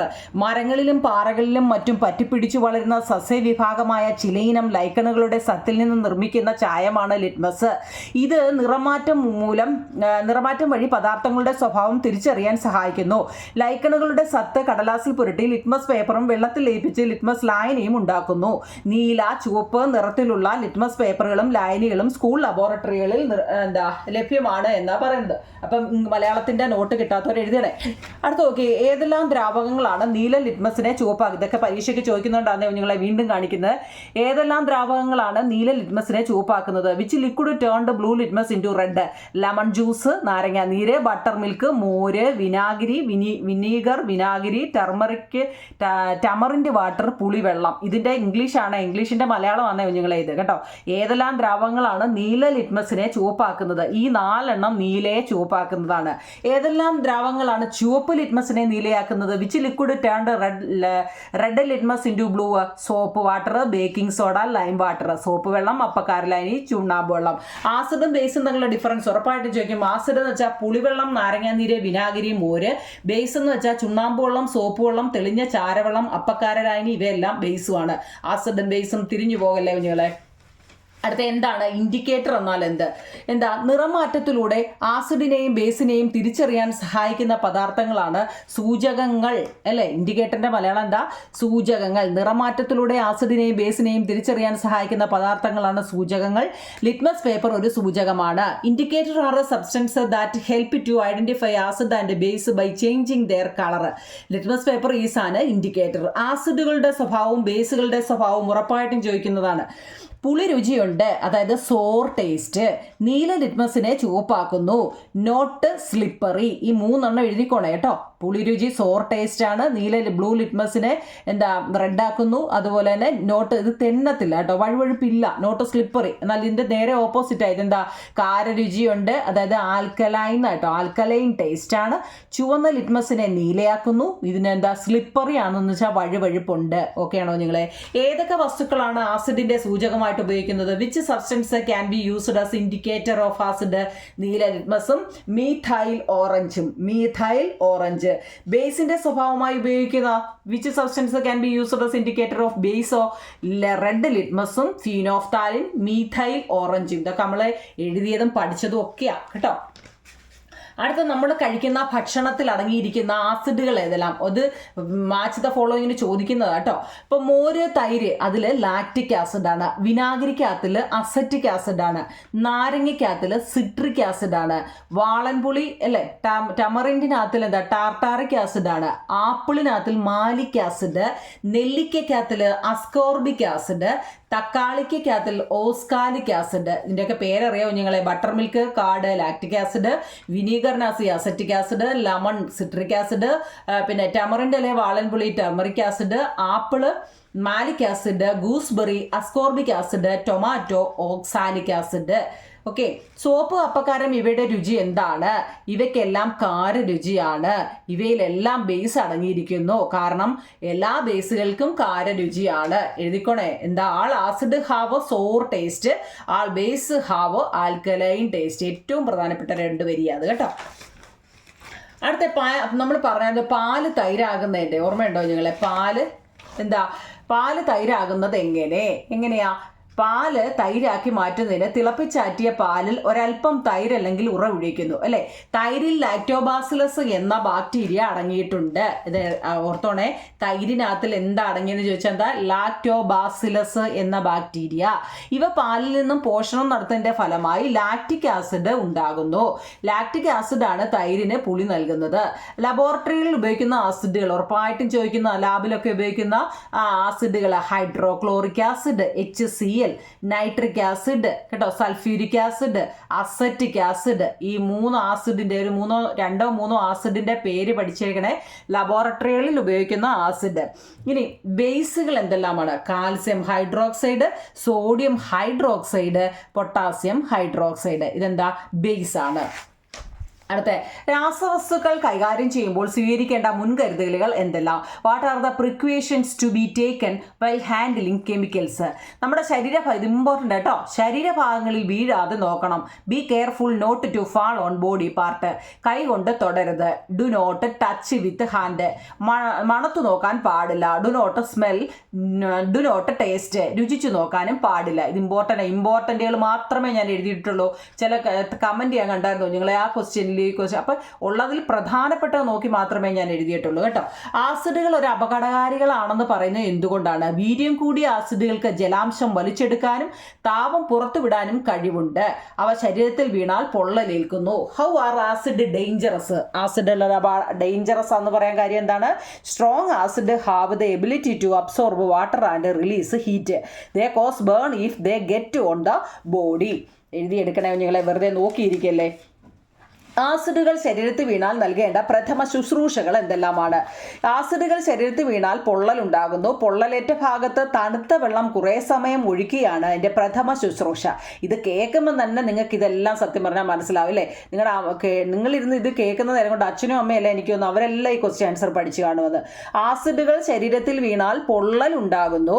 ഈ പൊള്ളലേറ്റ ഭാഗത്ത് തണുത്ത വെള്ളം കുറേ സമയം ഒഴിക്കുകയാണ് ഇതിൻ്റെ പ്രഥമ ശുശ്രൂഷ.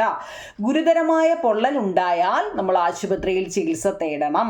ഉറുമ്പ് കടിക്കുമ്പോൾ ഉറുമ്പിന്റെ ശരീരത്തിൽ ഉറുമ്പ് കടിക്കുമ്പോൾ നമ്മുടെ ശരീരം എന്തുകൊണ്ടാണ് നമുക്ക് വേദനയും ചൊറിച്ചിലും ഒക്കെ ഉണ്ടാകുന്നത്? ഉറുമ്പിന്റെ ശരീരത്തിലെ ഫോർമിക് ആസിഡ്, ഫോർമിക് ആസിഡ് ഉണ്ട്. ഉറുമ്പ് കടിക്കുമ്പോൾ ഈ ആസിഡ് നമ്മുടെ ശരീരത്തിൽ പ്രവേശിക്കുന്നു. ഇത് നമ്മുടെ ശരീരകോശങ്ങളുമായിട്ട് പ്രവർത്തിക്കുന്നതാണ് ഉറുമ്പ് കടിക്കുമ്പോൾ നമുക്ക് വേദന എടുക്കുന്നതിന് കാരണം. ശരീരത്തിനുള്ളിലും ആസിഡുകൾ ഉണ്ടെന്ന് പറയുന്നില്ലേ? നമ്മൾ കഴിക്കുന്ന ആഹാരത്തിന്റെ ദഹനത്തെ സഹായിക്കുന്നതിനായി നമ്മുടെ ആമാശയത്തിൽ ഹൈഡ്രോക്ലോറിക് ആസിഡ് ഉൽപ്പാദിപ്പിക്കപ്പെടുന്നുണ്ട്. ചിലരിൽ ഇതിൻ്റെ ഉൽപ്പാദനം കൂടുതലായതിൻ്റെ ഫലമായി നമുക്കുണ്ടാകുന്ന രോഗാവസ്ഥയാണ് അസിഡിറ്റി. ആമാശയത്തിനുള്ളിലെ നീറ്റൽ, നെഞ്ചരിച്ചിൽ, പുളിച്ചുതുകെട്ടൽ, മലബന്ധം എന്നിവ അസിഡിറ്റിയുടെ ലക്ഷണങ്ങളാണ്. പരീക്ഷയ്ക്ക് ഇതൊക്കെ ചോദിക്കാം കേട്ടോ. അസിഡിറ്റിയുടെ ലക്ഷണം, അസിഡിറ്റി എന്ന് വെച്ചാൽ നമ്മൾ ഗ്യാസ് ആണെന്നൊക്കെ പറയത്തില്ലേ നിങ്ങളെ? ഗ്യാസ് എമ്പൊക്കം ഇട്ടുണ്ടൊക്കെ കിടക്കല്ലേ? അതായത് ആമാശയത്തിനുള്ളിലെ നീറ്റൽ, നെഞ്ചരിച്ചിൽ, പുളിച്ചുതുകെട്ടൽ, മലബന്ധം എന്നിവ അസിഡിറ്റിയുടെ ലക്ഷണങ്ങളാണ്. ആസിഡിനെ നിർവീര്യമാക്കുന്ന അന്റാസിഡുകൾ എന്നറിയപ്പെടുന്ന മരുന്നുകളാണ് ഡോക്ടർമാർ ഇപ്പോൾ പരിഹാരമായിട്ട് നമുക്ക് നിർദ്ദേശിക്കുന്നത്. ഒക്കെയാണോ? എഴുതിയെടുക്കണേ. ശരീരത്തിനുള്ളിലും നമുക്ക് ആസിഡ് ഉണ്ട്. ഉറുമ്പ് കടിക്കുമ്പോൾ നമുക്ക് വേദനയും ചൊറിച്ചിലും അനുഭവപ്പെടുന്നത് എന്തുകൊണ്ടാണ്? ആസിഡുകൾ ശരീരത്തിൽ വീണാൽ നമ്മൾ ആദ്യമേ ചെയ്യേണ്ട പ്രഥമ ശുശ്രൂഷകൾ എന്തെല്ലാമാണ്? അച്ചാറുകൾ സൂക്ഷിക്കാൻ ലോഹപാത്രങ്ങൾ ഉപയോഗിക്കാറില്ല, കാരണം എന്ത്? ഇത് നിങ്ങൾ ചോദിക്കത്തില്ല, ഇതെന്താ ഇംഗ്ലീഷ് ഇത്ര? ഇത് ഇംഗ്ലീഷ് ഓൾറെഡി നമ്മുടെ ടെസ്റ്റിൽ എഴുതിയിട്ടുണ്ട് കേട്ടോ. അപ്പോൾ ഇംഗ്ലീഷ് ടെസ്റ്റിൽ തന്നെ കിടപ്പുണ്ട് അത് കേട്ടോ. അച്ചാറുകൾ ഉണ്ടാക്കാൻ ഉപയോഗിക്കുന്ന നാരങ്ങ, മാങ്ങ, ഇരുമ്പൻപുളി, നെല്ലിക്ക മുതലായവയിലെല്ലാം അല്ലേ ആസിഡ് അടങ്ങിയിരിക്കുന്നു. കൂടാതെ അച്ചാർ കേടുകൂടാതെ സൂക്ഷിക്കാൻ അവയിൽ നമ്മൾ വിനാഗിരിയും ചേർക്കുന്നുണ്ട്. ആസിഡുകൾ ലോഹങ്ങളുമായി പ്രവർത്തിച്ച് ആരോഗ്യത്തിന് ഹാനികരമായ പദാർത്ഥങ്ങൾ ഉണ്ടാകാൻ സാധ്യതയുണ്ട്. അതിനാലാണ് നമ്മൾ അച്ചാറുകൾ സൂക്ഷിക്കാൻ ലോഹപാത്രങ്ങൾ ഉപയോഗിക്കാത്തത് കേട്ടോ. എഴുതിയെടുക്കണേ. ഇനി ഏതെല്ലാം ഉപയോഗങ്ങൾക്കാണ് നമ്മൾ വിനാഗിരി ഉപയോഗിക്കുന്നത്? Uses of vinegar. അച്ചാറുകൾ ചീത്തയാകാതെ സൂക്ഷിക്കാൻ. To preserve the pickles for long time without spoiling. ഭക്ഷണ പദാർത്ഥങ്ങൾക്ക് പുളിരുചി കൂട്ടുന്നതിന്. To give sour taste to food. ഭക്ഷണ പദാർത്ഥങ്ങൾക്ക് വേഗം വേവുന്നതിന്. To cook food faster. അപ്പം 3 ഇംഗ്ലീഷും ഉണ്ട്, 3 മലയാളം. നമ്മുടെ വിനാഗിരിയുടെ 3 യൂസസ്, ഉപയോഗം എന്താണ്? സോപ്പ് നിർമ്മാണത്തിന് നമ്മൾ ഉപയോഗിക്കുന്ന ബേസുകൾ എന്തെല്ലാം? അതൊരു ഇമ്പോർട്ടൻ്റ് ആയിട്ടോ. സോപ്പ് നിർമ്മാണത്തിന് ഉപയോഗിക്കുന്ന ബേസുകൾ സൊട്ട.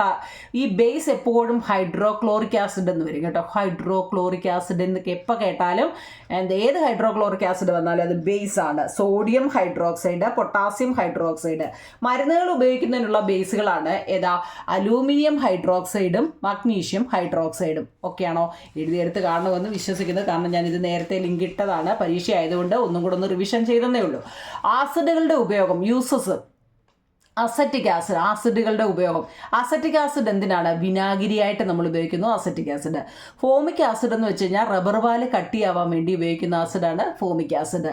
സിട്രിക് ആസിഡ് എന്ന് വെച്ചാൽ പാനീയങ്ങൾ ഉണ്ടാക്കാൻ വേണ്ടി, നമുക്ക് പാനീയങ്ങൾ ഉണ്ടാക്കാൻ വേണ്ടി സിട്രിക് ആസിഡാണ് ഉപയോഗിക്കുന്നത്. പിന്നെ സൾഫ്യൂരിക് ആസിഡ് മോട്ടോർ വാഹനങ്ങളുടെയും ബാറ്ററിയിൽ രാസവളങ്ങൾ നിർമ്മിക്കുന്നതിനും എന്താണ്? സൾഫ്യൂരിക് ആസിഡാണ് ഉപയോഗിക്കുന്നത്. In the battery of motor vehicle and in the manufacture of chemical fertilisers.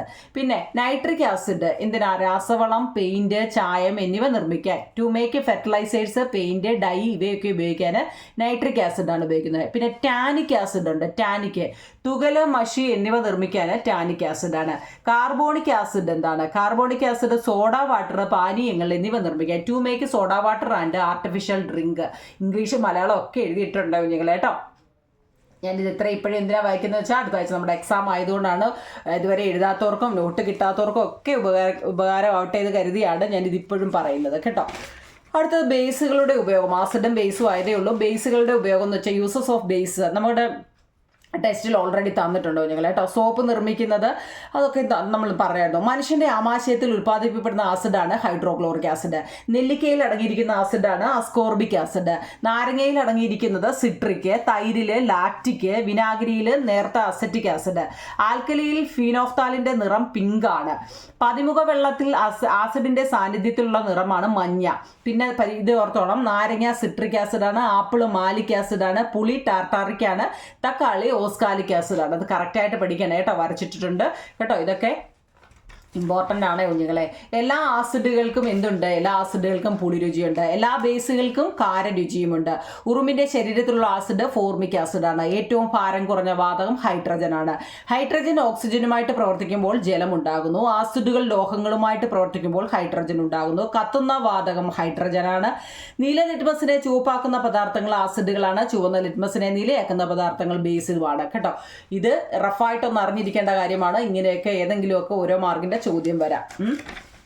അപ്പോൾ ആസിഡുകളും ബേസുകളും അത്രയേ ഉള്ളൂ നിങ്ങളെ. ഒരുവിധം ഉള്ളതൊക്കെ അത് ഞാൻ പറഞ്ഞു. അടുത്ത നോക്കിയോ നിങ്ങളെ, chapter 3 the world of electricity, വൈദ്യുതിയുടെ ലോകം.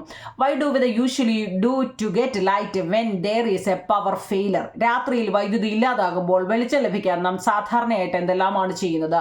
Candles are used, emergency inverter, മെഴുകുതിരി ഉപയോഗിക്കുന്നു, റാന്തലുകൾ, ഇൻവെർട്ടറുകൾ. ഈ എമർജൻസി ലാമ്പുകൾ നിർമ്മിക്കാൻ എന്തെല്ലാം സാമഗ്രികൾ നമുക്ക് ആവശ്യമാണ്?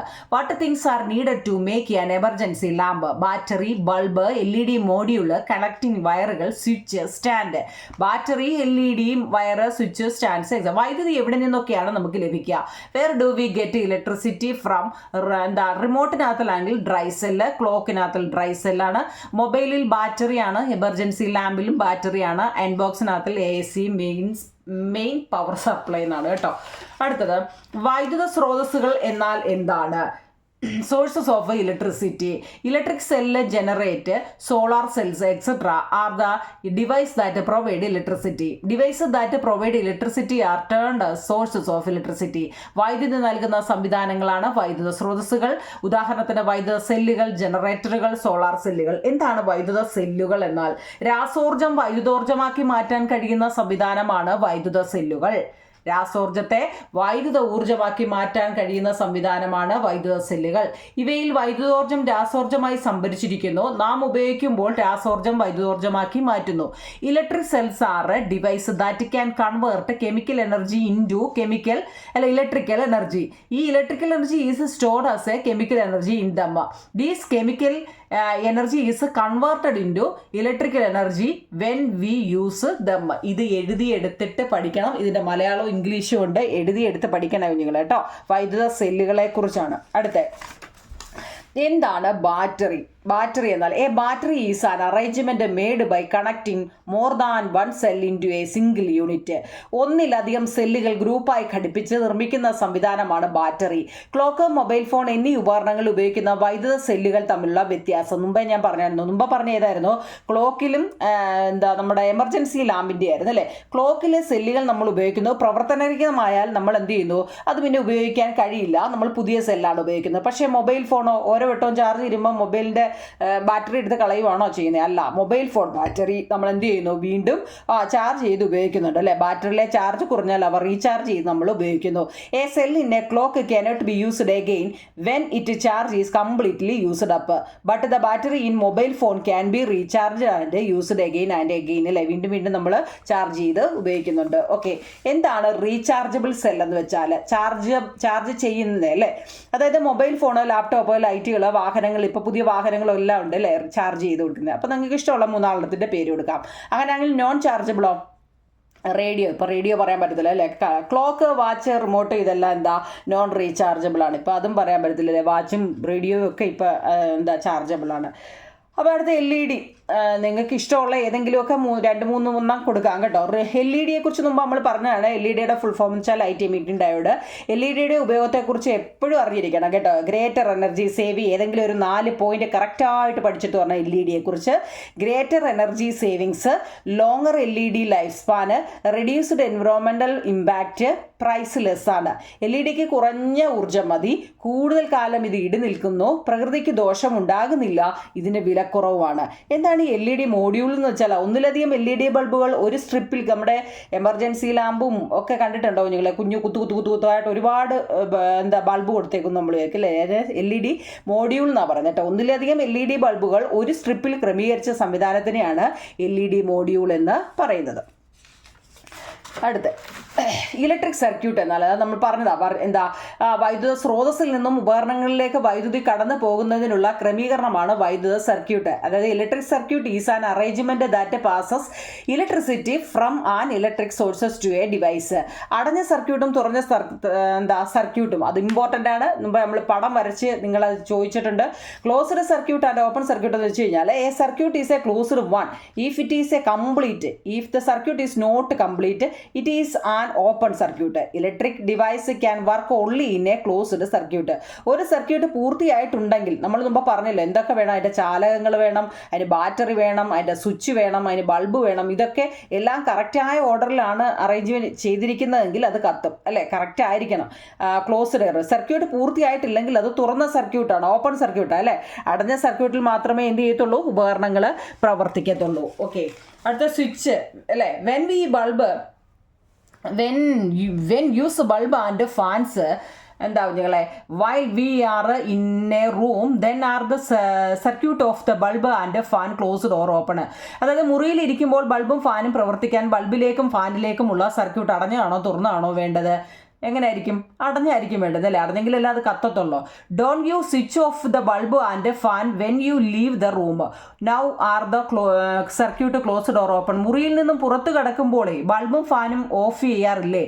ഓഫ് ചെയ്യുമ്പോൾ സർക്യൂട്ട് എങ്ങനെ ആയിരിക്കും? ഓഫ് ചെയ്യുമ്പോൾ അത് തുറന്നു ഇരിക്കും. ആ ക്ലൂ ഓർത്ത് വെച്ചേക്കണം കേട്ടോ. ഒഴുകുന്ന വൈദ്യുതി അല്ലേ? അതായത് how does electricity reach the bulb from the battery? ബാറ്ററിയിൽ നിന്നും വൈദ്യുതി എത്തുന്നത് എങ്ങനെയാണ്? ത്രൂ ദ കണക്റ്റിംഗ് വയറിലൂടെയാണ് അല്ലേ? എന്താ? ചാലകങ്ങളിലൂടെ. Do all substance allow electricity to pass through? ഇല്ല.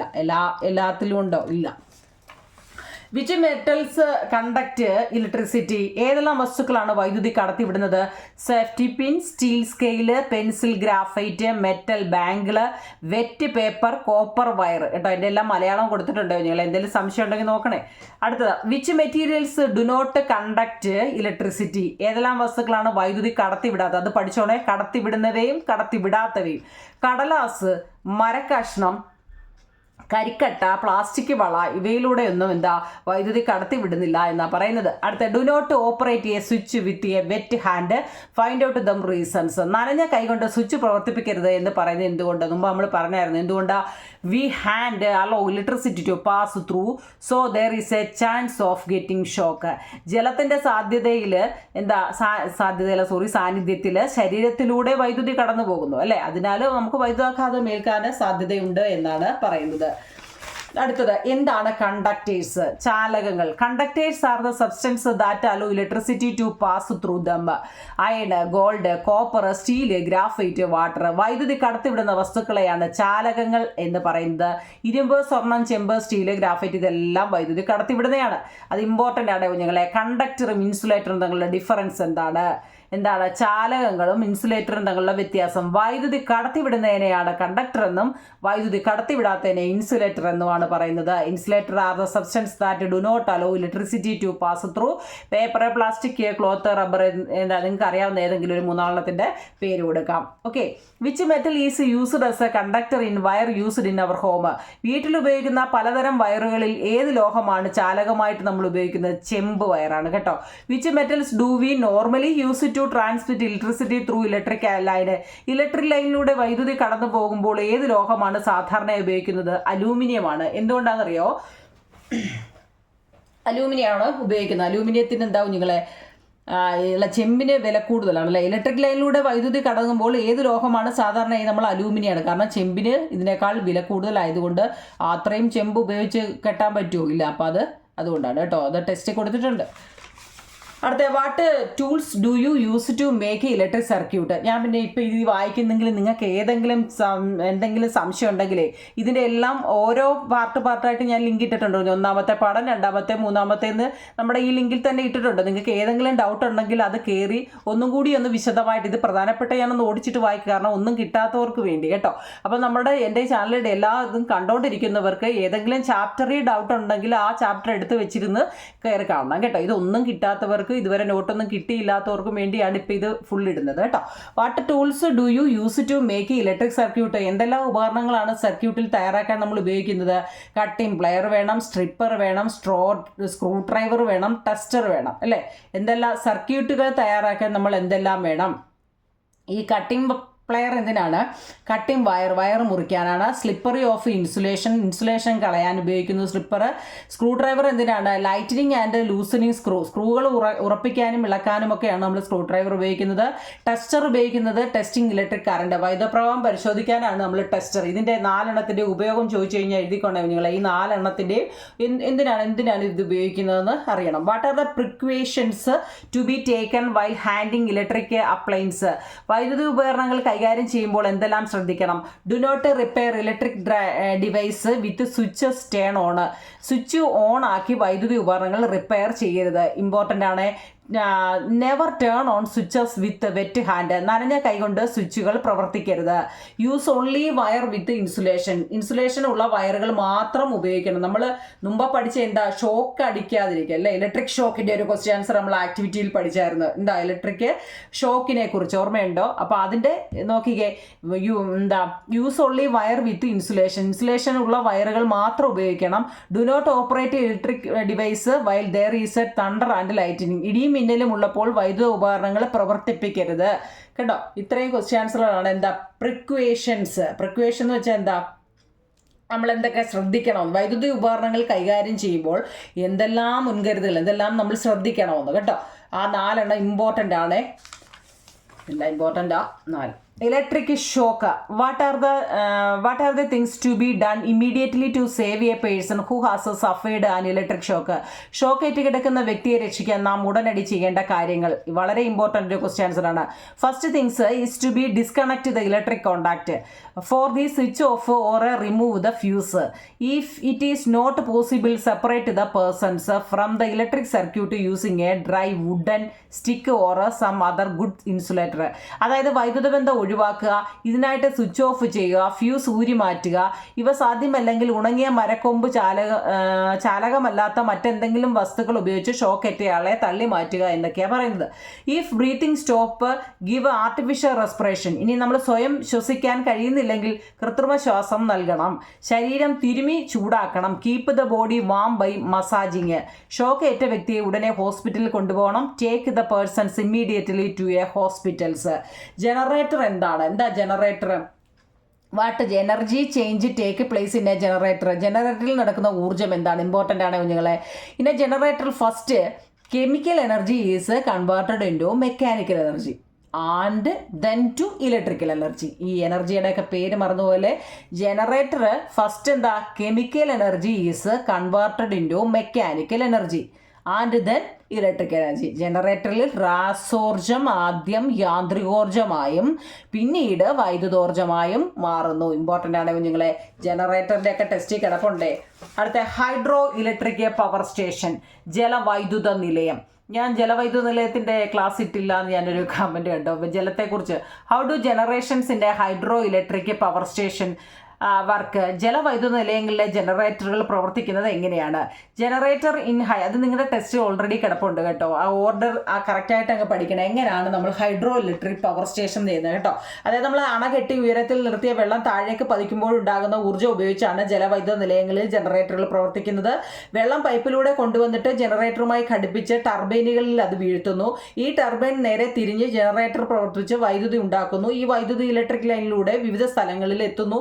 ഇത് നമ്മുടെ ടെസ്റ്റിൽ ഓൾറെഡി തന്നിട്ടുണ്ടോ കുഞ്ഞുങ്ങളെ കേട്ടോ. അതുകൊണ്ട് നിങ്ങൾ ഇത് കണ്ട് പേടിക്കേണ്ട, ടെസ്റ്റ് നോക്കി പഠിച്ചാൽ മതി. ഇത് കണ്ട് പേടിക്കേണ്ട, ടെസ്റ്റ് കണ്ട് പഠിക്കണം കേട്ടോ. വൈദ്യുതി ഉൽപാദനത്തിലുള്ള മറ്റ് സാധ്യതകൾ. What are the other possibilities of electric power generations? Thermal power station, nuclear power station, windmill, solar panel, tidal wave കേട്ടോ. അതിൻ്റെ മലയാളം ഉണ്ട്. Which are the circumstances in which electricity is wasted? വൈദ്യുതി പാഴാക്കുന്ന സന്ദർഭങ്ങൾ. Electric light are kept working even at day time. പകൽ സമയത്ത് വൈദ്യുത വിളക്കുകൾ കത്തിക്കുന്നത്. T V, fan, bulb etcetera are kept working even nobody in the room. നമ്മൾ T V, fan, bulb എന്നിവ ആവശ്യമില്ലാതെ ഓണാക്കി ഇടരുത് എന്നാ പറയുന്നത് കേട്ടോ. അപ്പോൾ ആ ചാപ്റ്റർ അത്രയേ ഉള്ളൂ നിങ്ങളെ. 4 നമ്മുടെ ലാസ്റ്റ് പാഠം 4 വെൻ ലൈറ്റ് റിഫ്ലക്റ്റ്. പ്രകാശം പതിക്കുമ്പോൾ നമ്മൾ ആ ആക്ടിവിറ്റി ഫുള്ള് നോക്കിയില്ലയോ നിങ്ങൾ? എല്ലാ ആക്ടിവിറ്റിയും നോക്കിയായിരുന്നല്ലോ. ഓക്കെ, 4ാമത്തെ chapter why did grandma ask. അത് നമുക്ക് ആവശ്യമില്ല. പ്രകാശം കടത്തിവിടുന്ന വസ്തുക്കളും കടത്തിവിടാത്ത വസ്തുക്കളും ടെസ്റ്റിൽ ഓൾറെഡി ഉണ്ട് കുഞ്ഞുങ്ങളെ. നമ്മൾ അതിൻ്റെ ലിങ്ക് ഇട്ടതാണ്. നമുക്ക് പ്രധാനപ്പെട്ടത് നോക്കാം. How many type of object are there based on the transmission of light. പ്രകാശം കടത്തിവിടുന്നതുമായി ബന്ധപ്പെട്ട എത്ര തരം വസ്തുക്കൾ നിങ്ങൾക്ക് അറിയാവുന്ന ഏതാ? Transparent, opaque, translucent. ട്രാൻസ്പെയറൻറ്റ് എന്ന് വെച്ചാൽ എന്താ കുഞ്ഞുങ്ങളെ? ട്രാൻസ്പെയറൻറ്റ് പ്രകാശത്തെ നന്നായിട്ട് കടത്തിവിടുന്ന വസ്തുക്കളാണ് സുതാര്യ വസ്തുക്കൾ അല്ലെങ്കിൽ ട്രാൻസ്പെയറൻറ്റ്. ആ ക്ലൂ ഓർത്ത് വെച്ചാൽ മതി. അപ്പോൾ അതിന് എക്സാമ്പിൾ നിങ്ങൾക്ക് തന്നെ ചിന്തിക്കാവുന്ന കാര്യമേ ഉള്ളൂ. പ്രകാശത്തെ നന്നായിട്ട്, അത് ഞാൻ കമൻറ്റ് ബോക്സിൽ കണ്ടു കുഞ്ഞുങ്ങളെ 1-2 പേരുടെ ഡൗട്ട്. നിങ്ങൾ ആ ഒരു ക്ലൂ എന്താ? പ്രകാശം നന്നായിട്ട് കടത്തിവിടുന്നത് ഏതൊക്കെയാ? ശുദ്ധമായ വെള്ളത്തിൽ കൂടെ അല്ലേ? അതിനകത്തിൽ വെട്ടം ഉള്ളതുകൊണ്ടല്ലേ നമ്മൾ അകത്ത് കാണുന്നത്. അതുപോലെ ഗ്ലാസ് ഷീറ്റ്, എയർ, ഇതെല്ലാം എന്താ? പ്രകാശം നന്നായി കടത്തിവിടുന്ന വസ്തുക്കളാണ്. ഗ്ലാസ് ഷീറ്റ്, ശുദ്ധമായ വായു അല്ലേ? ഇതെല്ലാം എന്താ? പ്രകാശം നന്നായി കടത്തിവിടുന്നതാണ്. അങ്ങനെയാണെങ്കിൽ ഒപ്പാക്ക് എന്തായിരിക്കും? ഒപ്പാക്ക് അധാര്യമാണ്. അധാര്യ വസ്തു എന്ന് വെച്ചാൽ എന്താണ്? പ്രകാശത്തെ കടത്തിവിടാത്ത വസ്തുക്കളാണ്. അപ്പോൾ അതിൻ്റെ നേരെ ഓപ്പോസിറ്റ് ആണ് പ്രകാശത്തെ കടത്തിവിടുന്നത്. ട്രാൻസ്പെയറൻ്റ് ആണ്. ട്രാൻസ്പെയറൻ്റ് എന്ന് വെച്ചാൽ സുതാര്യ വസ്തുക്കളാണ്. അത് അത്ര അറിഞ്ഞിരുന്നാൽ നമുക്ക് അതിൻ്റെ തന്നെ എക്സാമ്പിൾ എഴുതി കൂടായോ നിങ്ങളെ? ഇനിയിപ്പോൾ ഞാൻ തന്നിട്ടുകൊണ്ട് അഥവാ ഡൗട്ട് ഉള്ളവർക്ക്. ഒപ്പാക്ക് എന്ന് വെച്ചാൽ അതിൻ്റെ നേരെ ഓപ്പോസിറ്റ് എന്താ? പ്രകാശത്തെ കടത്തിവിടാത്ത വസ്തുക്കളാണ്. തടി തടിക്കഷ്ണവും പേപ്പറും നിറമുള്ള തുണിക്കകത്തി കൂടെ ഒന്നും പ്രകാശം കടന്ന് പോകത്തില്ല കേട്ടോ. ഉദാഹരണം മനസ്സിലായോ? അങ്ങനെയാണെങ്കിൽ ഒരെണ്ണം കൂടെ ഉണ്ട്, ട്രാൻസ്ലൂസെൻ്റ് എന്ന് വെച്ചാൽ കുറച്ചൊക്കെ നമുക്ക് കാണാൻ നമ്മൾ പറയത്തില്ലേ അർത്ഥധാര്യ വസ്തുക്കൾ, അതായത് പ്രകാശം ഭാഗികമായിട്ട് കടത്തിവിടുന്ന വസ്തുക്കളെ അർത്ഥധാര്യ വസ്തുക്കൾ. ബട്ടർ പേപ്പറും മഷി ചേർത്ത വെള്ളവും എണ്ണ പുരണ്ട കടലാസും ഒക്കെ ഇതിന് എക്സാമ്പിൾ ആണെന്നാണ് പറയുന്നത്. Can you change a transparent glass sheet into a transparent or opaque? അതായത് സുതാര്യമായ ഒരു ഗ്ലാസ് ഷീറ്റ് അർത്ഥധാര്യമോ അധാര്യമോ ആക്കാൻ നമുക്ക് സാധിക്കുമോ? അർത്ഥധാര്യമാക്കാൻ നമ്മൾ ടു മേക്ക് ഇറ്റ് ഒപ്പാക്ക് നമുക്ക് അർത്ഥധാര്യമാക്കാൻ പെയിൻറ് ചെയ്യാം, അല്ലെങ്കിൽ നമുക്ക് പേപ്പർ ഒട്ടിക്കാം. അധാര്യമാക്കാം അല്ലേ എന്ന് വെച്ചാൽ കാണാതിരിക്കുക. അർത്ഥധാര്യം എന്ന് വെച്ചാൽ കുറച്ച് കാണണമെങ്കിലോ കരി പിടിപ്പിക്കാം, എണ്ണ പുരട്ടാം, വളരെ നേരിയ രീതിയിൽ ചായങ്ങളൊക്കെ ഉപയോഗിച്ചാൽ അറിയാം അല്ലേ. അതിൻ്റെ എല്ലാം ഇംഗ്ലീഷും കൊടുത്തിട്ടുണ്ട്, നമ്മളിത് ഓൾറെഡി എല്ലാം പഠിച്ചതായിരുന്നാലും. അടുത്ത് നോക്കിക്കേ, സിറ്റുവേഷൻ വസ്തുക്കളുടെ സുതാര്യവും അധാര്യവുമായി നിത്യജീവിതത്തിൽ കേട്ടോ, അതൊക്കെ നമുക്ക് അറിയാവുന്ന. അതുപോലെ റിഫ്ലക്ഷൻ ഓഫ് ലൈറ്റ് എന്നാൽ എന്ത് ഇമ്പോർട്ടൻ്റ് ആണ്? Reflection of light refers to the turning of light when it strikes on and object. പ്രകാശം വസ്തുക്കളിൽ തട്ടി തിരിച്ചു വരുന്നതാണ് പ്രകാശത്തിൻ്റെ പ്രതിപതനം. ഓക്കെ ആണോ? ഞാൻ ഇമ്പോർട്ടൻ്റ് മാത്രമേ എടുത്ത് വായിക്കുന്നുള്ളൂ. അതെ, regular reflection, light falling on smooth surface reflect with regularity. These is regular reflection. Mirror give A regular reflection എന്ന് വെച്ചാൽ മിനുസമുള്ള പ്രതലങ്ങളിൽ പ്രകാശം പതിക്കുമ്പോൾ ക്രമമായി പ്രതിപദിക്കുന്നു. ഇതാണ് ക്രമപ്രതിപതനം. അങ്ങനെയാണെങ്കിൽ ഇറഗുലർ റിഫ്ലക്ഷനും ഡിഫ്യൂസ്ഡ്, ഇത് ഇമ്പോർട്ടൻ്റ് ആയിട്ടോ, പടം ഉൾപ്പെടെ നിങ്ങൾ പഠിക്കണം. ഇതിനെക്കുറിച്ച് ഞാൻ കുറേ പറഞ്ഞതാണ്. അതായത് when light fall on the rough surface it gets scattering in different directions. This is regular reflection or diffused. വിസരിത പേര് ഓർത്തോണ്ടോ നിങ്ങളെ? വിസരിത പ്രതിപതനം. മിനുസമുള്ള പ്രതലങ്ങളിൽ പ്രകാശം പതിക്കുമ്പോൾ പല ദിശകളിലേക്കും ചിതറിത്തെറിക്കുന്നു. ഇതാണ് വിസരിത പ്രതിപതനം എന്ന് പറയുന്നത് കേട്ടോ. റെഗുലറും ഇറഗുലറും തിരിഞ്ഞു പോകരുത്. റെഗുലർ എന്ന് വെച്ചാൽ എന്താണ്? മിനുസമുള്ള പ്രതലത്തിൽ പ്രകാശം പതിക്കുമ്പോൾ അത് കറക്റ്റായിട്ടാണ്, അത് ക്രമമായിട്ട് പ്രതിപദിക്കുന്നു, അത് റെഗുലറും. എന്നാൽ മിനുസമല്ലാത്തതിൽ, എൻ്റെ നേരെ ഓപ്പോസിറ്റ് അങ്ങ് എഴുതിയാൽ മതി നിങ്ങളെ, മിനുസമല്ലാത്ത പ്രതലത്തിൽ പ്രകാശം പതിക്കുമ്പോൾ അത് പല ദിശകളിലേക്കും ചിതറിപ്പോകുന്നു. ഇതിനെക്കുറിച്ച് ഞാൻ വിശദമായിട്ട് പറഞ്ഞതാണ്. ആ പടം ഉൾപ്പെടെ നിങ്ങളുടെ ടെസ്റ്റിൽ കിടപ്പുണ്ട് കേട്ടോ. അതുകൊണ്ട് എല്ലാത്തിൻ്റെയും ഇംഗ്ലീഷും മലയാളവും ഒക്കെ കൊടുത്തിട്ടുണ്ടോ നിങ്ങൾ? എന്തെങ്കിലും ഡൗട്ട് ഉണ്ടെങ്കിൽ നോക്കണേ. അതുകൊണ്ട് എല്ലാത്തിൻ്റെയും മലയാളം ഇംഗ്ലീഷും കൊടുത്തിട്ടുമുണ്ട് കേട്ടോ. ഇനി ഇൻസിഡൻറ്റ് റേ എന്താണ്? പോയിന്റ് ഓഫ് ഇൻസിഡൻറ്റ് എന്താണ്? നോർമൽ എന്താണ്? റിഫ്ലക്റ്റഡ് റേ എന്താണ്? എന്താ reflected ray? The light ray reflecting from the mirror is the reflected ray കേട്ടോ. ഇതൊക്കെ നമ്മൾ എഴുതാത്തവർക്ക് വേണമെങ്കിൽ ഇതാണ്ട് ഇൻസിഡൻറ്റ് റേ എന്താണ്, പോയിന്റ് ഓഫ് ഇൻസിഡൻറ്റ് എന്താണ്, നോർമൽ എന്താണ് കണ്ടോ, എഴുതിയെടുക്കണേ. ഇനി ഏറ്റവും പ്രധാനപ്പെട്ട ആംഗിൾ ഓഫ് ഇൻസിഡൻറ്റും ആംഗിൾ ഓഫ് റിഫ്ലക്ഷനും തമ്മിലുള്ള വ്യത്യാസം എന്താണ്? നിങ്ങളെ ആംഗിൾ ഓഫ് ഇൻസിഡൻറ്റും ആംഗിൾ ഓഫ് റിഫ്ലക്ഷനും, പതന കോണും പ്രതിപതന കോണും. The angle of between the incident ray and the normal is the angle of incident. The angle between the reflected ray and the normal is the angle of reflection. പതനരശ്മിക്കും ലംബത്തിനും ഇടയിലുള്ള കോണാണ് പതനകോൺ. പ്രതിപതന രശ്മിക്കും ലംബത്തിനും ഇടയിലുള്ള കോണാണ് പ്രതിപതന കോണ് കേട്ടോ. തിരിഞ്ഞു പോലെ പതന കോണും പ്രതിപതന കോണും, പതന കോണും പ്രതിപതന കോണും കേട്ടോ. ഇതൊക്കെ നമ്മൾ നല്ലപോലെ ക്ലാസ് ഇട്ടതാ കേട്ടോ. എന്തെങ്കിലും സംശയമുണ്ടോ അതിൽ കയറി നോക്കണേ നിങ്ങളെ.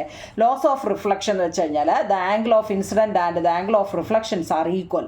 The incident ray, the reflected ray, the normal at the point of incident are on the same plane. പതന കോണും പ്രതിപതന കോണും തുല്യമായിരിക്കും. പതനരശ്മിയും പ്രതിപതന രശ്മിയും പതന ബിന്ദുവിലേക്കുള്ള ലംബവും ഒരേ തരത്തിലായിരിക്കും കേട്ടോ. ഇതൊക്കെ നമ്മൾ കുറേ ഇട്ടതാ.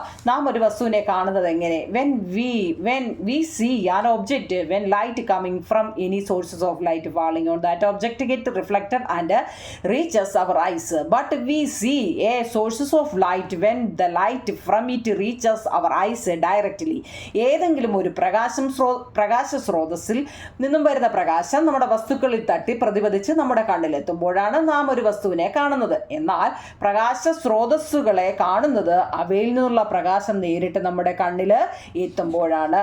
ഓക്കെ, പ്ലെയിൻ മിററും ഇമേജും കേട്ടോ. എന്താ what can we see our on face? സ്വന്തം മുഖം നമുക്ക് കാണാൻ കഴിയാത്ത എന്തുകൊണ്ട്?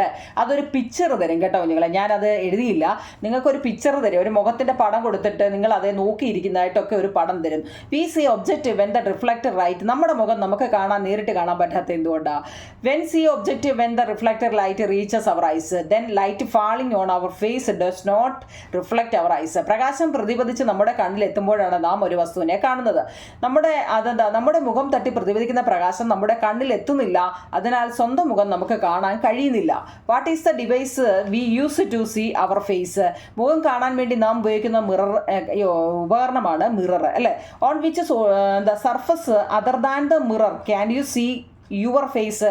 കണ്ണാടി കൂടാതെ മറ്റെന്തെങ്കിലും പ്രതലങ്ങളിൽ നിങ്ങൾക്ക് മുഖം കാണാൻ കഴിയുമോ?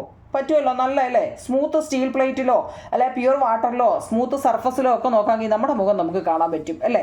അടുത്തത് പേജ് താഴെ വീഴുന്നതേ ആ പടമാണ്, അപ്പോൾ അതിൻ്റെ അർത്ഥം അത് ചോദിക്കുമെന്നാണ് പരീക്ഷ കേട്ടോ. What are the peculiarities of these mirror? ദർപ്പണങ്ങളുടെ ഉപരിതലത്തിൻ്റെ പ്രത്യേകതകൾ എന്തെല്ലാം? The shape of the reflecting surface of these mirror are different. ദർപ്പണങ്ങളുടെ ഉപരിതലങ്ങളുടെ ആകൃതി എപ്പോഴും വ്യത്യസ്തമാണ്. ഇതൊക്കെ ഒരു മാർക്കിൻ്റെയാണ് കുഞ്ഞുങ്ങളെ. Stand before a plain mirror and raise your left hand. Which hand on the image is raised? നമ്മുടെ ഒരു കണ്ണാടിയുടെ മുന്നിൽ നിൽക്കുമ്പോൾ നമ്മുടെ ഇടത് കൈ ഉയർത്തുമ്പോൾ നമ്മുടെ കണ്ണാടിയിൽ കൂടി അത് വലത് കൈയായിട്ട് തോന്നുന്നത് എന്തുകൊണ്ടാണ് കുഞ്ഞുങ്ങളെ? നോക്കുമ്പോൾ നമുക്ക് നേരെ ഓപ്പോസിറ്റ് കൈയായിരിക്കും കാണുന്നത്. അതാ ചോദ്യം. അത് ഏറ്റവും പ്രധാനപ്പെട്ടാണ്. ലാറ്ററൽ ഇൻവേർഷൻ എന്നാൽ എന്ത്? പാർശ്വിക വിപരീയം എന്നാൽ എന്ത്? In a plain mirror the left side of an object appear as the right side of the image and the right side of the object appear as the left side on the image. അതായത് നമ്മുടെ കണ്ണാടിയുടെ മുന്നിൽ ചെന്ന് നിൽക്കുമ്പോഴേ, അതായത് സമതല ദർപ്പണം എന്നൊക്കെ വെച്ചാൽ നമ്മളൊരു കണ്ണാടിയുടെ മുന്നിൽ ചെന്ന് നിൽക്കുമ്പോൾ വലത് ഭാഗം പ്രതിബിംബത്തിന്റെ ഇടത് ഭാഗമായും വസ്തുവിന്റെ ഇടത് ഭാഗം പ്രതിബിംബത്തിന്റെ അതായത് നമ്മൾ കണ്ണാടിയുടെ മുന്നിൽ ചെന്ന് നമ്മുടെ വലത്തെ കൈ പൊക്കുമ്പോൾ ഇടത്തെ കൈ പൊക്കുന്നതായിട്ടാണ് തോന്നുന്നത്. ഇടത്തെ കൈ പൊക്കുമ്പോഴോ വലത്തെ കൈ പൊക്കും. ഇതിന് പറയുന്ന പേരാ. ഇത്രയും ഇല്ലയോ? ഇതെന്തുവാ ഇത് ഇത്രയും പറയുന്നത്? ഇതിനെയാണ് പാർശ്വിക വിപരീയം അല്ലെങ്കിൽ ലാറ്ററൽ ഇൻവേർഷൻ എന്ന് പറയുന്നത്. പിന്നെ ഏറ്റവും ഇമ്പോർട്ടൻ്റ് ആവും നിങ്ങളെ ആംബുലൻസ്. നമ്മുടെ വണ്ടിയിൽ ആംബുലൻസിനെ തിരിച്ചെഴുതി വെക്കുന്നത് എന്തുകൊണ്ടാണ്? When a vehicle is been behind seen in a rear view mirror it can be read correctly as ambulance. This is due to lateral inversion. നമ്മുടെ മുന്നിലുള്ള വാഹനത്തിലെ റിയർ വ്യൂ മിററിലൂടെ നമ്മൾ നോക്കുമ്പോൾ ലാറ്ററൽ ഇൻവേർഷൻ വഴി ആംബുലൻസ് എന്ന് എളുപ്പത്തിൽ വായിക്കാൻ കഴിയും. അതിനാലാണ് പെട്ടെന്ന് വാഹനത്തിനെ നമുക്ക് കടത്തിവിടാൻ സാധിക്കുമെന്നാണ് പറയുന്നത്. ആംബുലൻസിൽ എന്തിനാണ് തലതിരിച്ചാപ്പി എങ്ങനെ പേരെഴുതുന്നതെന്ന്. ഇനി what are the characteristics of image in plane mirror? എന്തൊക്കെയാ? ദ ഇമേജ് അണ്ടർ അതിൻ്റെ എല്ലാം നല്ല എഴുതി വെച്ചിട്ടുണ്ട് കുഞ്ഞുങ്ങളേട്ടോ. ഇംഗ്ലീഷ്, അതായത് എൻ്റെ സൗണ്ട് കേട്ട് നിങ്ങൾക്കും തലവേദന എടുക്കുന്നതായിരിക്കും അല്ലേ. എത്ര നേരമായല്ലേ. നോക്കിക്കേ, അതിൻ്റെ ഇംഗ്ലീഷും കൊടുത്തിട്ടുണ്ട്, മലയാളം കൊടുത്തിട്ടുണ്ട്. പിന്നെ ഇത് ഏറ്റവും പ്രധാനപ്പെട്ട കേട്ടോ, നമ്മുടെ പ്രതിപദനം പ്രയോജനപ്പെടുത്തുന്ന സന്ദർഭങ്ങളെ ബാർബർ ഷോപ്പ് അതൊക്കെ ഞാൻ പറഞ്ഞതാണ് കേട്ടോ. പിന്നെന്താ, ഇതെല്ലാം പറഞ്ഞതാ, എന്നാലും കിട്ടാത്തവർക്കൊക്കെ കിട്ടട്ടെ. എക്സാം അല്ലേ കുഞ്ഞുങ്ങളെ. ചിലപ്പോൾ കുട്ടികൾ ഈ പകുതി നോട്ട് സ്കൂളിൽ നിന്ന് എഴുതിക്കൊണ്ട് വരത്തില്ല, അതാണ് ഈ കുഴപ്പം. അപ്പോൾ അവർ നോട്ട് എവിടുന്നെങ്കിലുമൊക്കെ തപ്പിയെടുക്കാൻ നോക്കുമ്പോൾ എല്ലാ നോട്ടും കൂടെ ഒരെണ്ണത്തിലുണ്ടെങ്കിൽ ചാപ്റ്റർ ബേസ് ആയിട്ട് നിങ്ങൾക്ക് എഴുതിയെടുക്കാമല്ലോ കേട്ടോ. കാലിഡോസ്കോപ്പ് മൾട്ടിപ്പിൾ റിഫ്ലക്ഷൻ ആണ് കേട്ടോ. പ്ലെയിൻ മിറർ ലാറ്ററൽ ഇൻവേർഷൻ ആണ്. സ്മൂത്ത് സ്റ്റീൽ പ്ലേറ്റ് എന്ന് വെച്ചാൽ റെഗുലർ റിഫ്ലക്ഷൻ ആണ്. പ്ലൈവുഡ് സ്റ്റീറ്റ് ഡിഫ്യൂസർ ആണ്. ഇങ്ങനെയൊക്കെ മാച്ച് ദ ഫോളോയിങ് എപ്പോഴും ഇതൊക്കെ അറിഞ്ഞിരിക്കണമെങ്കിൽ എല്ലാ ചാപ്റ്ററിൽ നിന്നും കൂടെ ഓരോന്നും 2 ഒക്കെ വെച്ചായിരിക്കും എപ്പോഴും മാച്ച് ദ ഫോളോയിങ് ചോദിക്കുന്നത്. അപ്പം നമുക്ക് കുറിച്ച് ഒരിച്ചിരി അറിഞ്ഞിരിക്കണമെങ്കിൽ എഴുതാൻ പറ്റത്തുള്ളൂ കേട്ടോ. അപ്പം നമ്മൾ 4 ചാപ്റ്ററിൻ്റെ എല്ലാം പറഞ്ഞു കഴിഞ്ഞു കുഞ്ഞുങ്ങളെ കേട്ടോ. എല്ലാം പറഞ്ഞു കഴിഞ്ഞു. ഇപ്പം ടെസ്റ്റും കൂടെ ഞാൻ എടുക്കുന്നില്ല. നിങ്ങളത് വൃത്തിയായിട്ട് ഇരുന്ന് പഠിക്കണേ. ഓക്കെ.